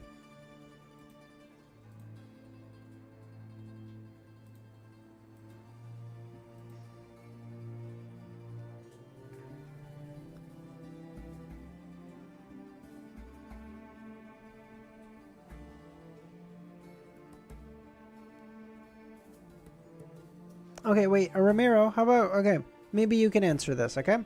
So here we learned that, so the here we learned that Alista, the Dark Emperor, What the fuck is his name? So the Black Emperor died. And then Blood Emperor and Night Emperor advanced to sequence 1 of the lawyer pathway. The Night Emperor was chosen by Evernight and Lord of Storm to advance to sequence 0 of the Justiciar pathway. I'm saying once they advanced to sequence 1, if they didn't switch out of pathways and the Black Emperor came back and he took back their characteristics, they would fucking die, right? Everyone else is saying, or some people are rather saying, that he would that they would drop down to sequence 2, but my instinct is they would just fucking die. I mean, yeah, I mean, again, you guys have read the novel, so you guys tell me. I'll take your word for it. There's plenty of information. It's no wonder that Bernadette deliberately chose this diary page. Wait, why did she choose this page? What's the meaning behind it? Did problems begin to slowly appear to Roselle from the day that he went mad? Mad. No way. Roselle's situation back then was similar to Alista Tudor's? His pathway was severed and the neighboring pathways were blocked. Could it be that under the immense stress he made an irrational choice like the Blood Emperor and switched to a non-neighboring pathway? You didn't even read my comment, much less take my word for it. I did read your comment, Nightwalker. Take both as a possibility. I got it. Only the sequence 1 is stolen. They still own their sequence 2 and they're layered, specialized. So they would regress. Okay, so if they would have regressed sequence 2, I feel like they were both kind of dumb bitches and could have just, you know, had him take the characteristic back and been okay. Bro, just do that. Why are you so worried? Okay.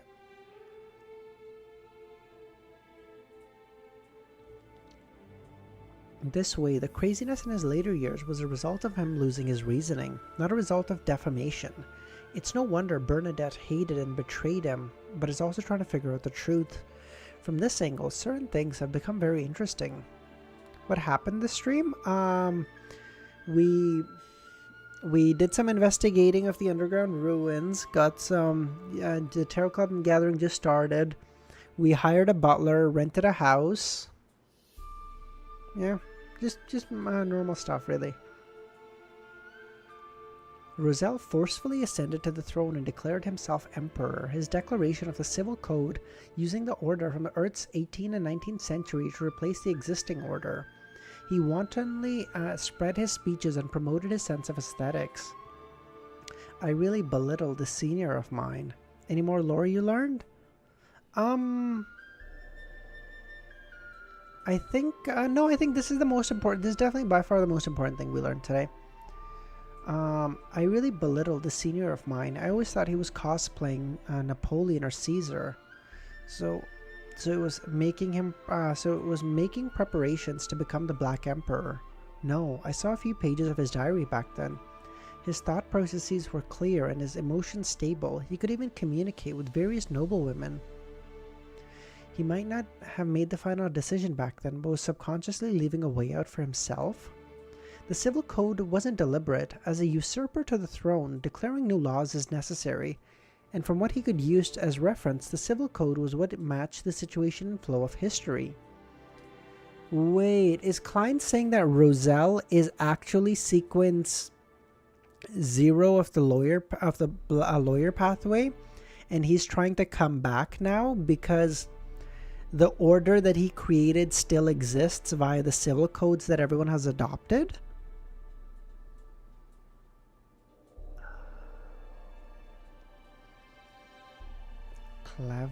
You clever gal.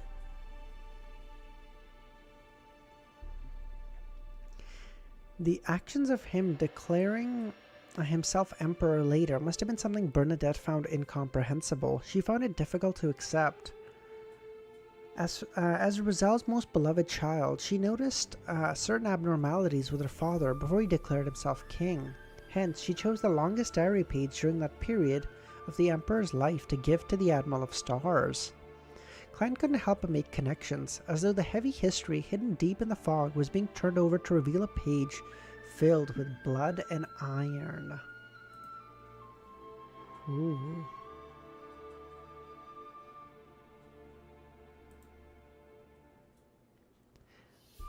I don't think Rosel's a true god, though. I don't think Rosel's a true god. Because I don't think true gods can physically walk around in this world anymore.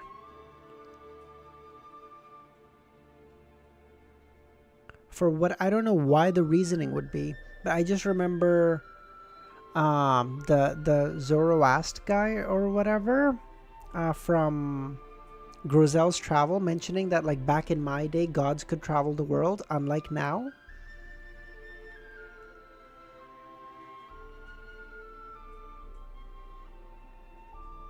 So if he was a true god, he would have just been walking around.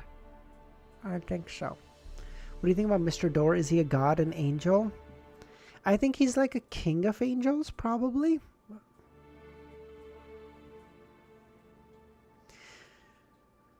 Finally, this resolves some puzzlement. So the resurrection of the Black Emperor is done this way. Why do you think gods can't descend now? Aren't you curious about Rosel's description of Mr. Door? Yeah, he just said that he was like he was someone who was close to seeking to be a true god himself, right? It was a little curious, but I mean, I don't know. That could be a lot of people, you know. It was confirmed Mr. Door was a sequence 1, was it? Oh, okay, cool. Why do you think gods can't descend now? I don't know.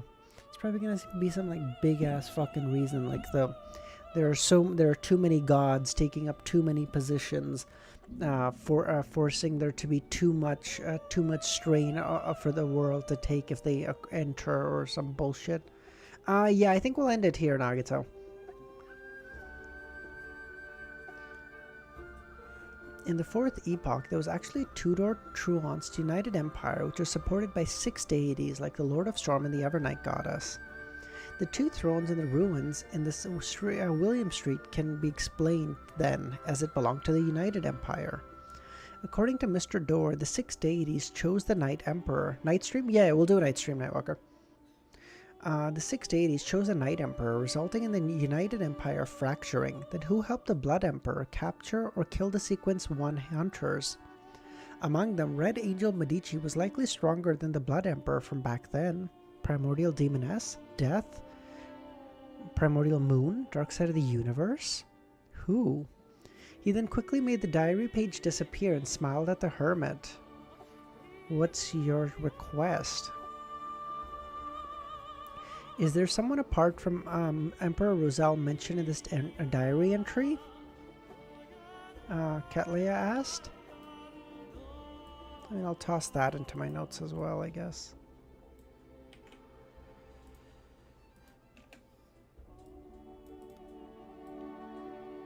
Oh, I'm so hungry. Fuck. I'm gonna go eat after this. I'm starving. Whew. This question made Audrey turn to look at the fool. Her eyes sparkled with curiosity. Alger was also very interested in the matter. That person definitely didn't or wouldn't be an ordinary person to be mentioned in the Emperor Rosel's diary. Klein could guess at their thoughts, but he couldn't help but lampoon. This was because the diary entry was specifically selected by Bernadette. If it were any other, he would have to tell that the people mentioned are Demoness A, Demoness B, Hunter A, Hunter B, Semistocratic, ma'am.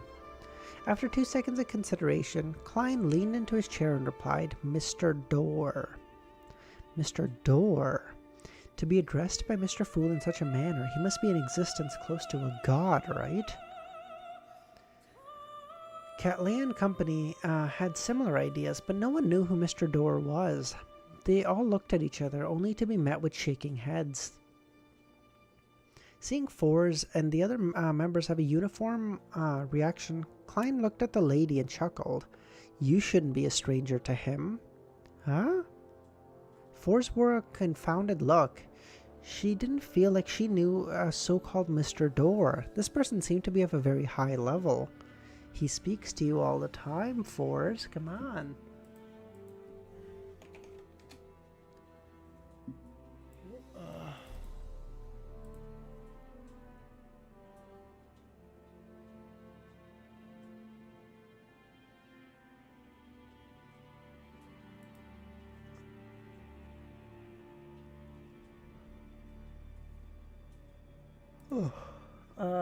Artwork time? Not much. Yeah, I guess not much today. Yeah, we're done, Milosh. This is cute too. This is beautiful. Yeah. Okay. On that note, I think we'll leave it there. If anyone has any like 1080p art or something for like the ending of Volume 3 or start of Volume 4, please let me know. Please send it in the artwork chat. I'll keep an eye out, and then we'll decide a new, and then we'll find a and then we'll update the thumbnail. What do you mean, man of my age, bro? There's two of me. He's double my age. Why are you guys like? You're so mean. God, you guys are so mean. Yes, I will decide on the thumbnail. There's more artwork above. Thanks, Milosh. All right. I think we'll end it there, everyone. Thanks, everyone, for another fantastic stream.